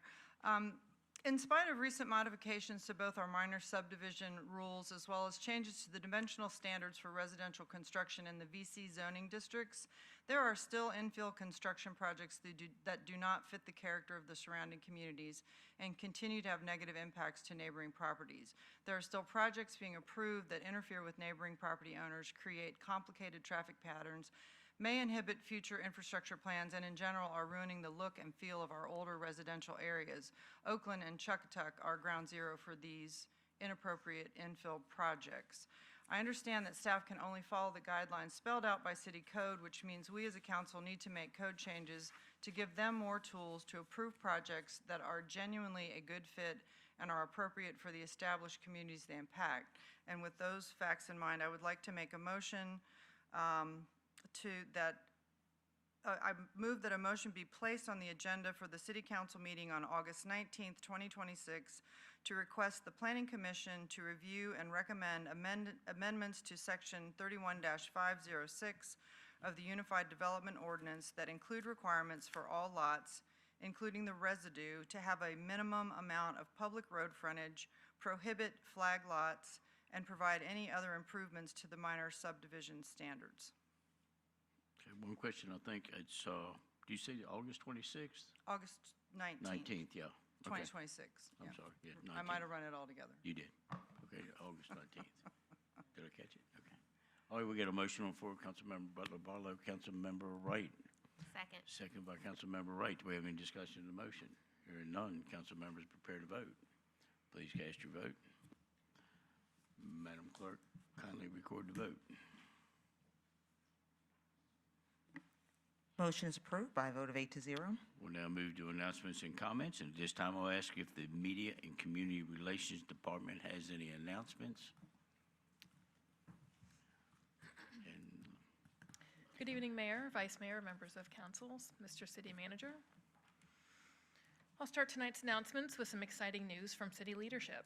City Manager Kevin Hughes is pleased to announce the appointment of Gerald Wayne Rhodes as the City of Suffolk's new Director of Capital Programs and Buildings, effective July 7th.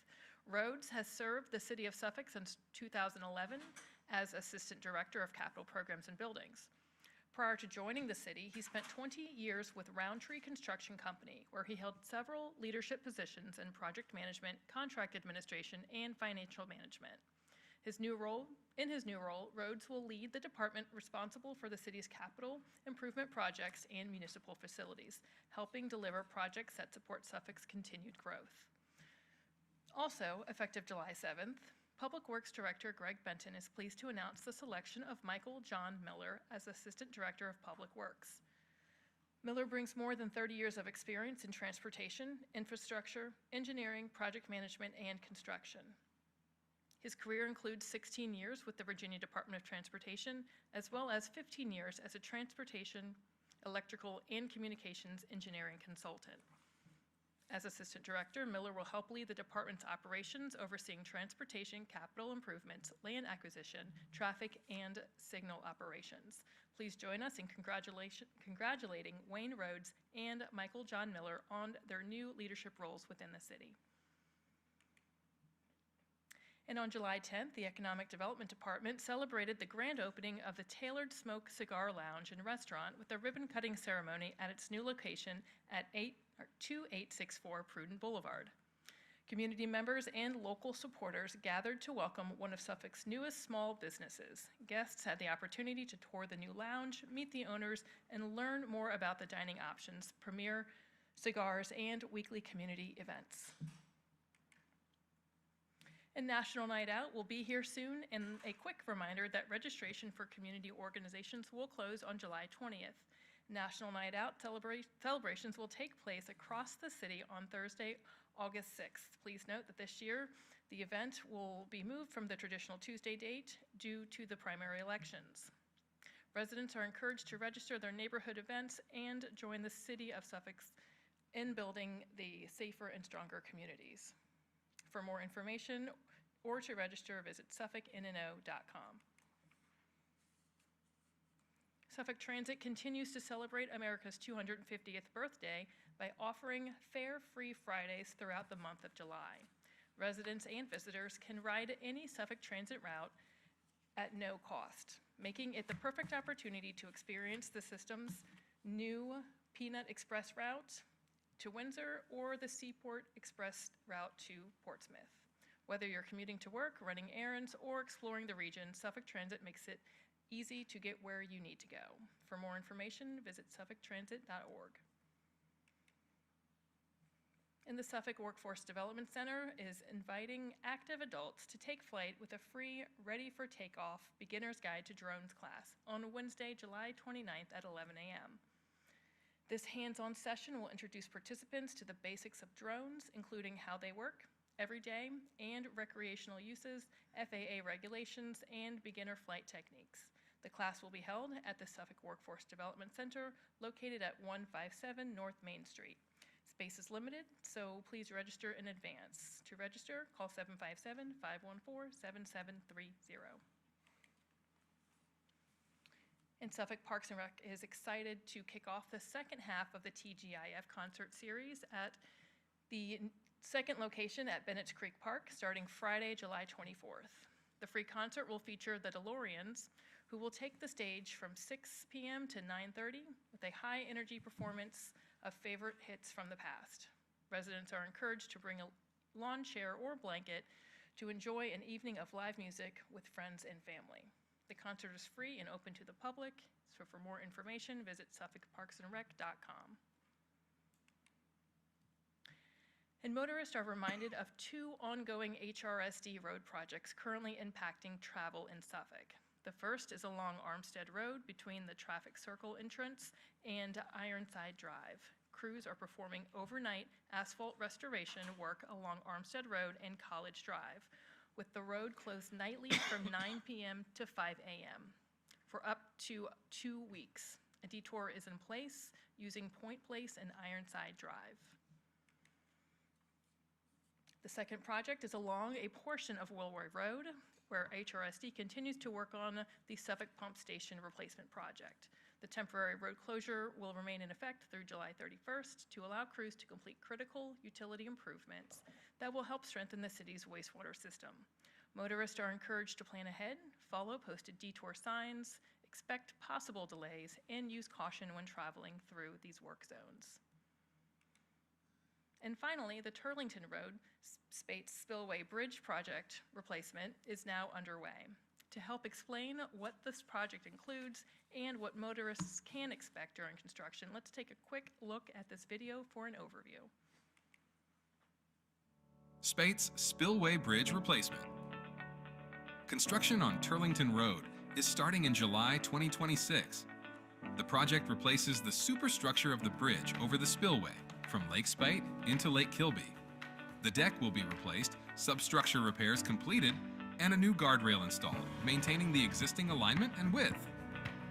Construction will take about 275 days and requires a full bridge closure with a detour. The road will be closed between Brett Drive and Riparian Drive with a detour in place along the Suffolk Bypass US 13. The total estimated cost is $1.3 million and is expected to be complete in spring 2027. For more information about all Public Works capital improvement projects, please visit the city website at suffolkva.us. And a quick reminder, for a complete listing of all the city's CIP projects, they can be found at suffolkva.us/CIP. And lastly, on your screen are the ways that residents can stay connected to the city of Suffolk. Thank you and have a good evening. Thank you, Ms. Moore. We'll now move on to comments by council, and we're going to start with Councilmember Wright. Thank you, Mayor. So first I wanted to congratulate, I would like to congratulate Mr. Rhodes and Mr. Miller on your appointments. Congratulations. I also want to say that Bridge Road is nearing its final stretch. Thank you for your patience and your grace. We still have a couple of obstacles to overcome, but relief is in sight. So, and the last thing I wanted to do is just to thank the citizens of Sleepy Hollow Borough and all the citizens of Suffolk who continue to remain engaged. I know sometimes it feels like your comments and contributions fall on deaf ears, but believe me, We are listening, and we're going to continue to listen, and your input does factor in. It matters. So continue to show up and allow your voice to be heard. And with that, I'll say good night. Councilmember Rector. Thank you, Mr. Mayor. I'm going to be brief because it's actually been a fairly quiet last couple of weeks. I also want to congratulate the new appointees, Mr. Rhodes and Mr. Miller. I'm sure y'all will perform excellently in your new job, and I look forward to seeing what y'all have to offer to the city. To the Workforce Development Council, you're a little late with your drone class. Unfortunately, mine's already in a pine tree somewhere, but if I ever get another drone, I'll be sure to come and take the class from them. I also want to thank Kevin. Thank you very much for helping to schedule a meeting with one of my constituents who's got some concerns about a construction project going on right near his house. I think that meeting hopefully would go a long way to allay his fears about what's coming and what's going to happen when everything is all finished. And then, Mr. Mayor, I'm going to take a page out of your book. You know, the city gets beat up a lot, sometimes rightfully so, sometimes not so rightfully so. So when somebody who is passing through the city notices something and then sends an email out, I think it's important that it be brought to light. And before our last council meeting, you know, there was that fire up near Oakland Elementary School up in the Chuckatuck borough. And we all got an email, I'm sure we did. And it was from Angela Washington from Jacksonville, North Carolina. And she said, while visiting my sister in Suffolk, she and I planned an outing to Williamsburg. On our journey, we could see the smoke clouds from a distance. The image of the house engulfed in flames took us both by surprise. Unfortunately, she and I didn't arrive back in town for me to sign up to speak at tonight's city council meeting. However, it was the call of duty by the City of Suffolk Department of Fire and Rescue that I want to acknowledge, but the information below will suffice.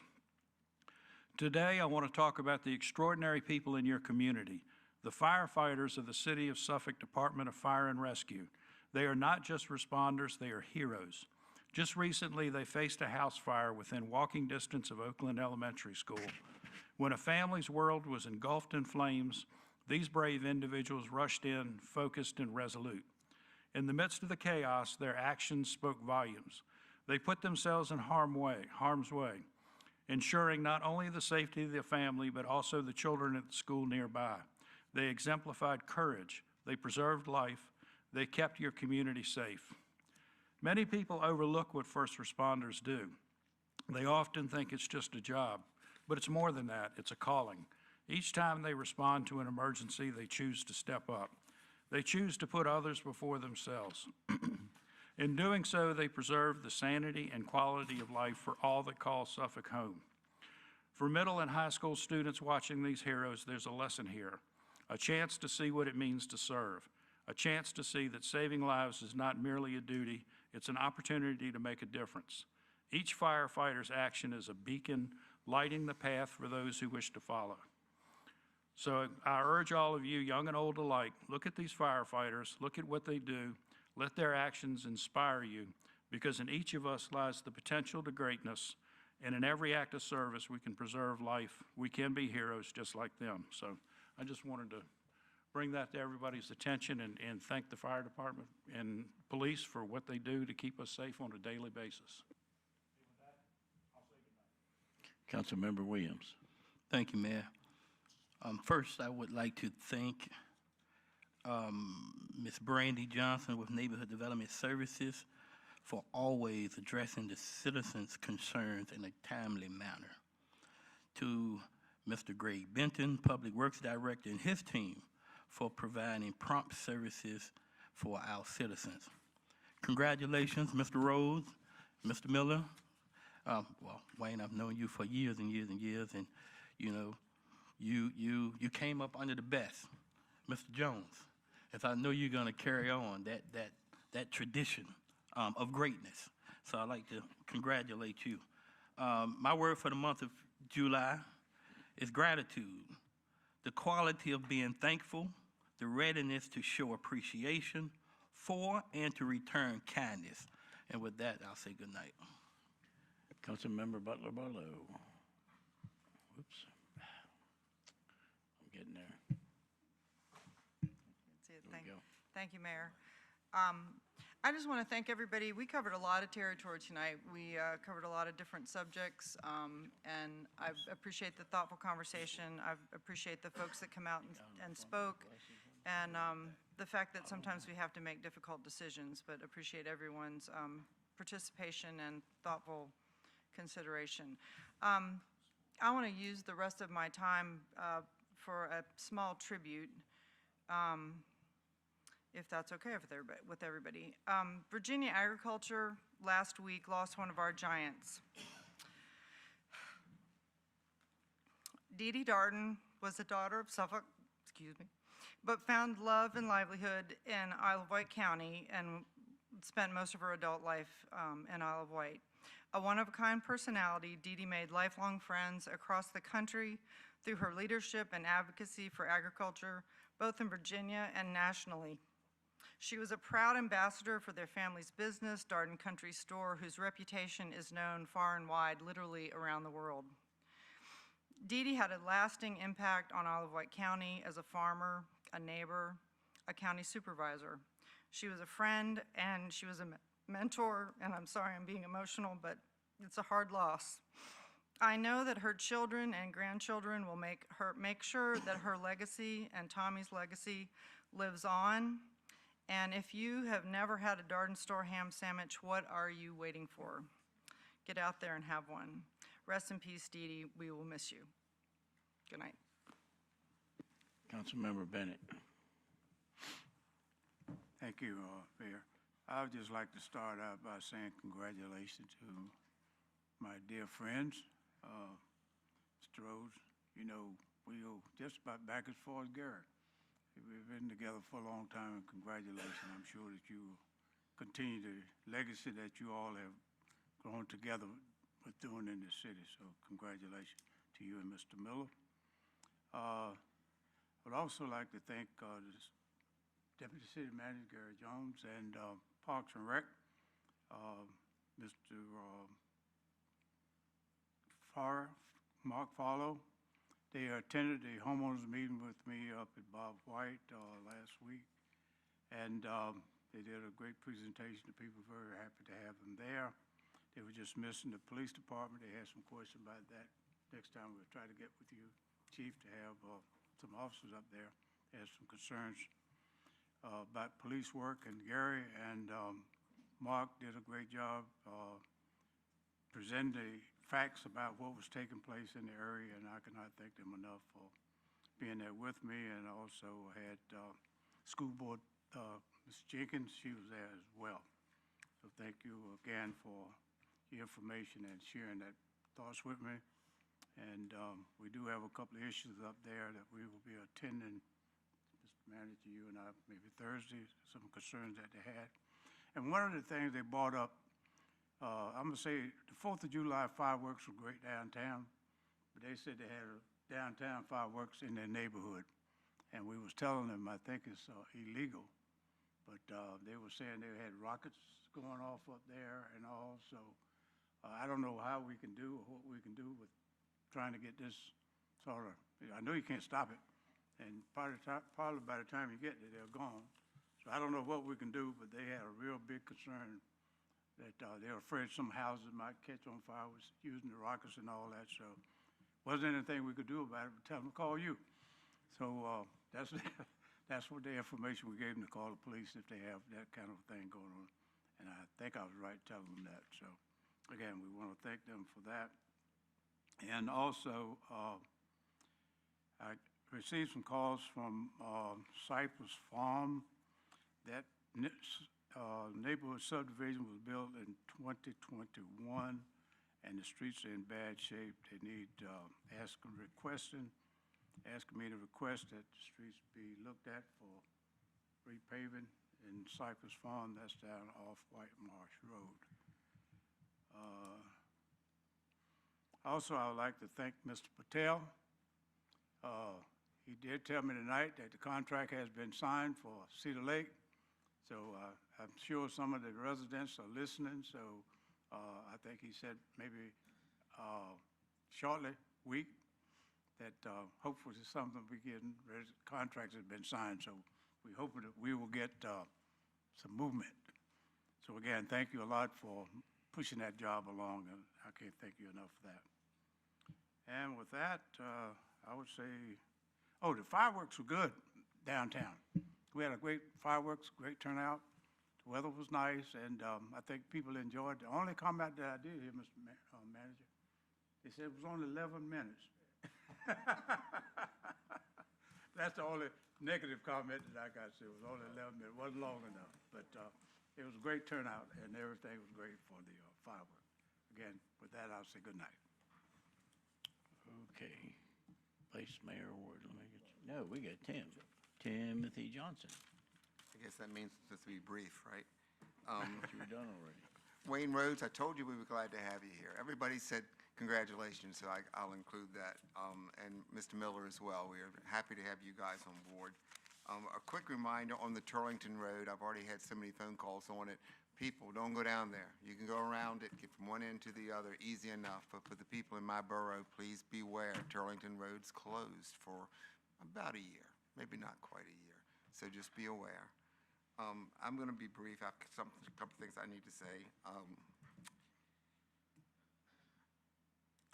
Library had a peanut chase this past Saturday. If you weren't aware of it, it was unbelievable. 40 people running around the city trying to find peanuts. And they included my business on the tour, so it was so cool to run into all these people. Very successful peanut chase from the library. Train station, I've already said it once, remarkable. We have done a tremendous job. I had a little 3-year-old come to see me this weekend, my grandbaby, and she went to the peanut station, well, she went to the Lake Mead Park first. And I'm here to tell you, she says Lake Mead Park is better than any park in Richmond. They had the most tremendous time. I need to get over there more often, but our Parks and Rec people do a tremendous job, and that park is really something for our city. I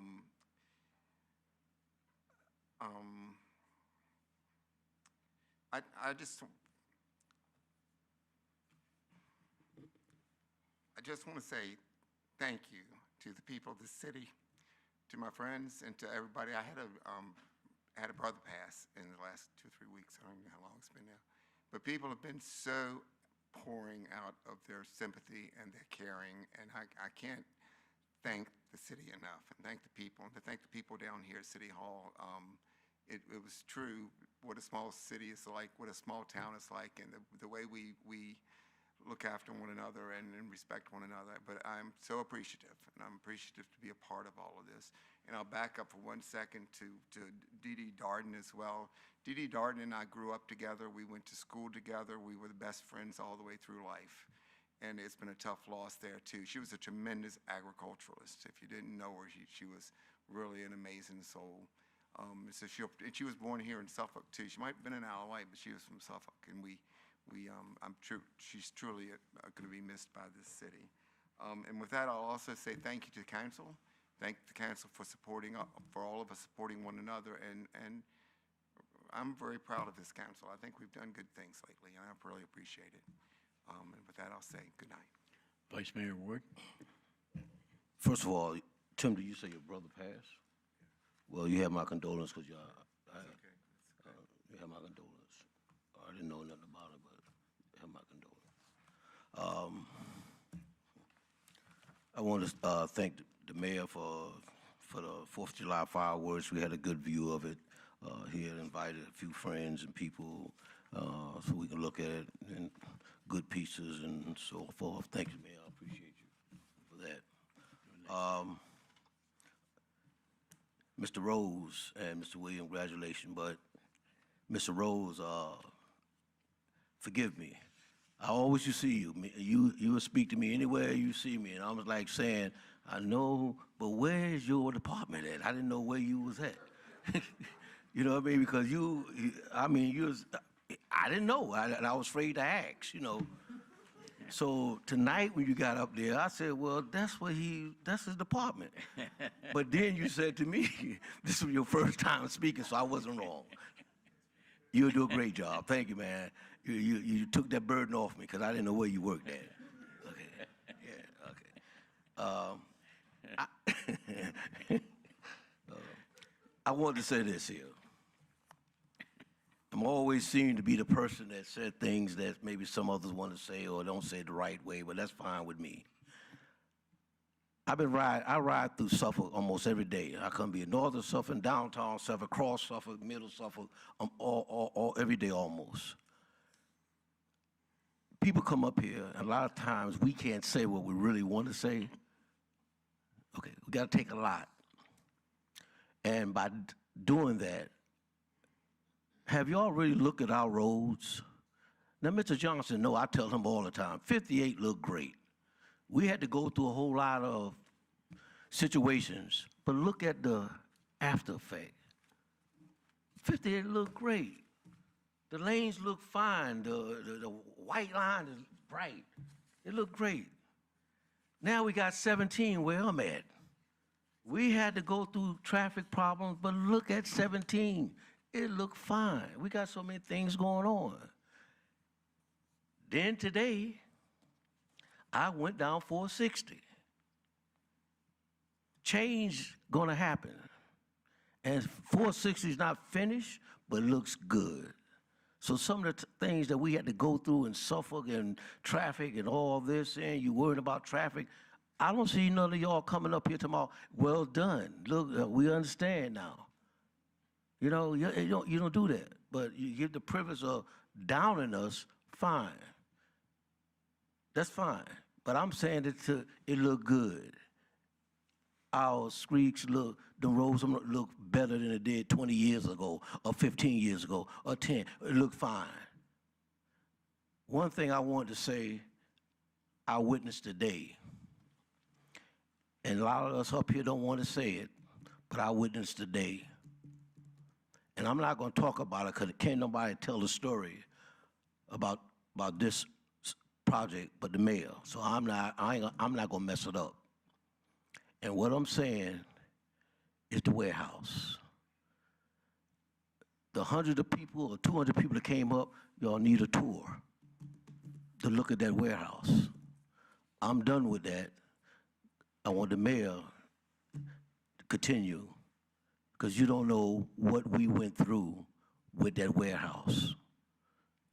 If y'all had intentions of weakening us, we bent, but we didn't fall. And it wasn't just us, it was the whole city, state, and nation wanted us to vote for that warehouse. Look it up. So with that, I'll say, God bless. Okay, I don't know if it just got set up there or not. I know it did. I did on purpose. Because I know. Mr. Rose, Mr. Miller, Wayne. I used to joke with Gary all the time, like, where have you been? Because he was like my under-the-radar guy. So I had to inform him now that he was the deputy city manager. It ain't that easy to be under the radar. So you had a good tutor coming up anyhow. So congratulations on your promotion and welcome Mr. Miller aboard. The July 4th fireworks, were excellent. Everything went off without a hitch. We had the police department there, everything, it's just the way a community event's supposed to be, even though it was 90 plus that day. I mean, it was smoking, but it was a great event, good fireworks, no issues, just the way we like to see it.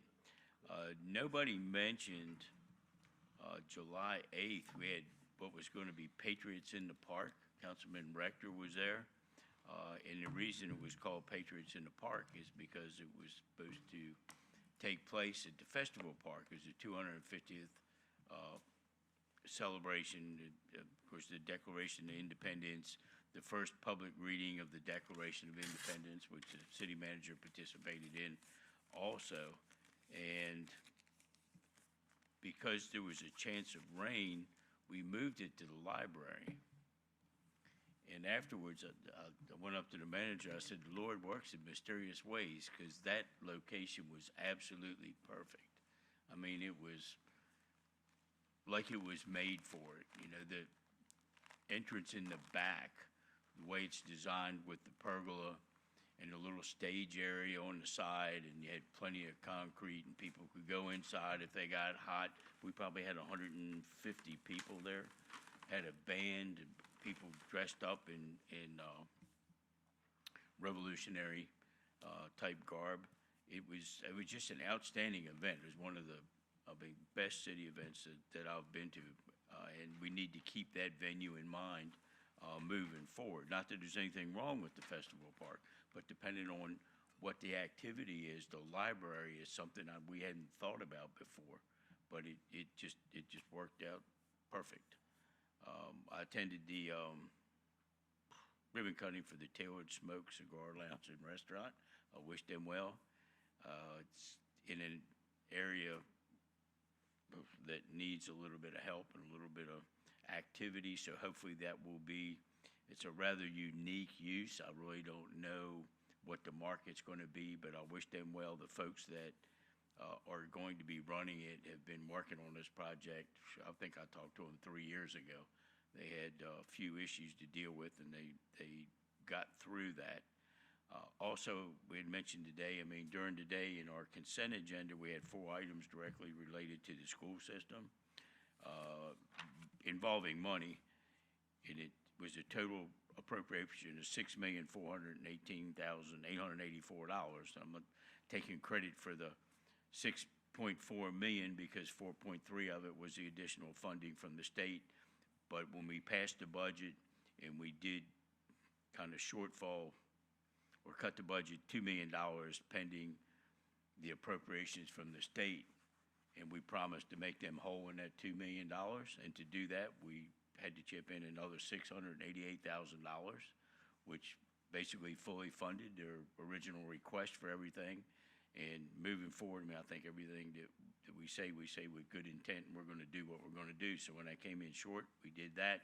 We had another $1.5 million worth of encumbered purchase orders that money had to be carried over to the next year and reappropriated. So I think we've done our part for the school system. I'm not going to really talk about Port 460, and that's what the vice mayor was alluding to, but they had a little event today, a wall raising or what have you. Councilmember Johnson was there, and the vice mayor, and Councilmember Williams. And even though I live just a few miles from there, and I go up and down 460 at least a couple of times a week, I had not gone into the project itself. And Sunday when I was out, I took the pups and went to Lowe's, and I was coming back, and I just went home that way. And you say, you know what? I'm going to turn into Port 460 and see what this thing looks like. And driving past it on 460 does it absolutely no justice. It is absolutely amazing. I'm not just saying that. Go and look at it yourself. The landscaping contract alone, to my understanding, was $1.6 million just for the landscaping. When you go in that main entrance, you get all those new roads. There's a roundabout. The roundabout is landscaped as nice as anything you put in front of your house. It's got a big anchor in the middle of it. The roadways on both sides, they've got stamped concrete pavers. They've got pavers that they've used around the roundabout and for the walkways. They've got sidewalks. They've got walking trails, and there are trees and shrubs and just planted everywhere. 3 huge retention ponds. And I was going back and looking through my notes, going back to August 17th, 2022. So next month will be 4 years since we had to consider that project, which much consternation, you might say it. But I spent months looking at every single issue, factor.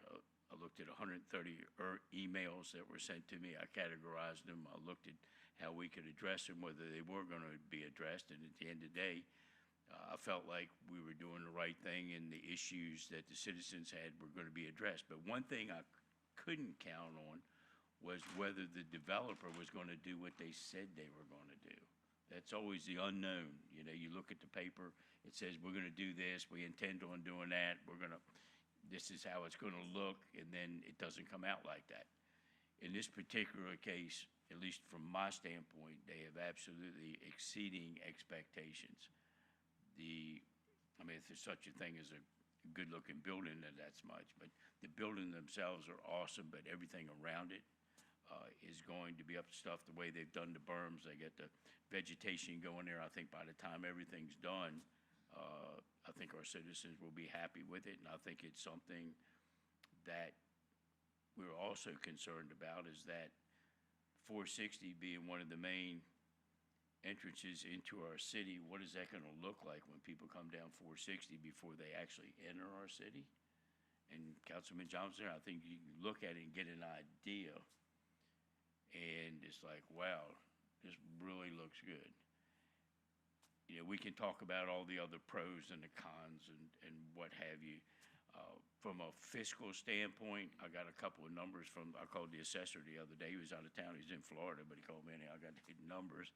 I said, just give me an idea. Where are we right now on this project? So there's a total of, there's 13 parcels there that were originally the mother parcel, because 137 acres of it was still zone B2, and then the rest of it was ag, but the B2, I guess the taxable value was $5 million, $5,110,000. $5,110,800 to be exact. Now, today's assessment, with 1.5 buildings being complete, not the big ones, 1.5 buildings being complete, and with the improvements they made, that assessment has gone from $5 million to $156 million.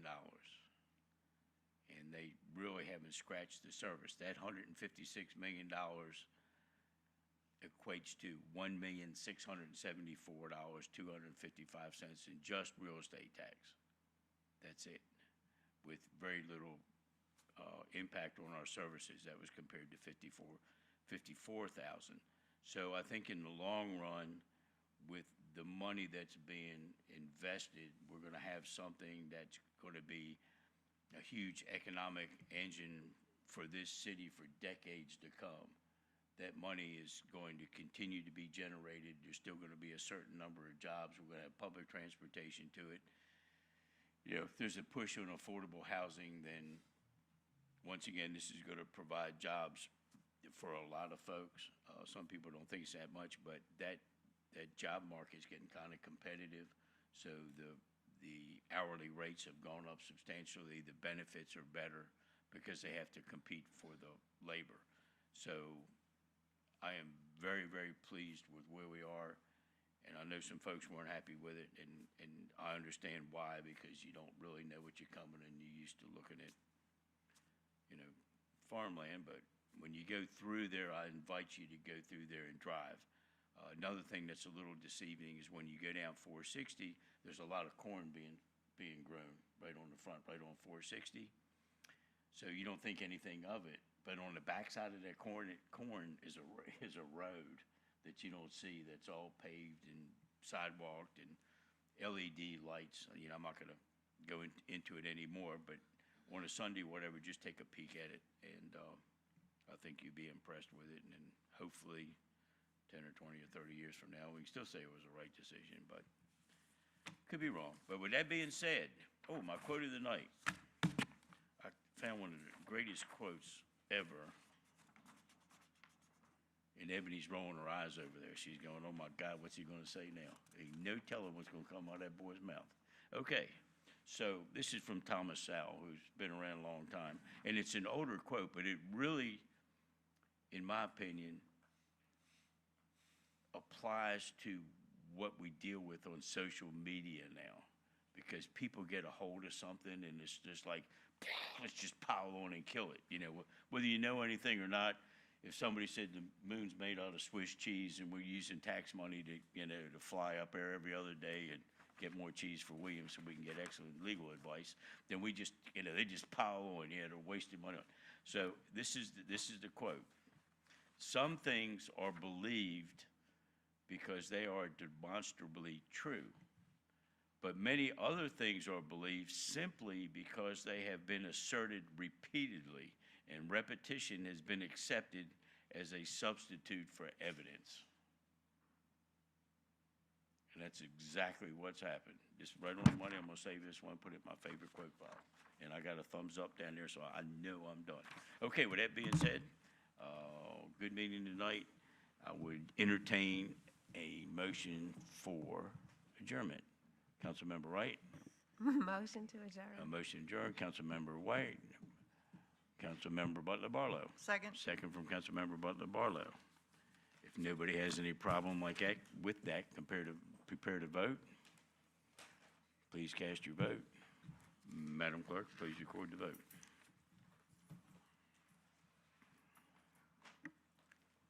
The motion is approved by a vote of 8 to 0. This meeting stands adjourned.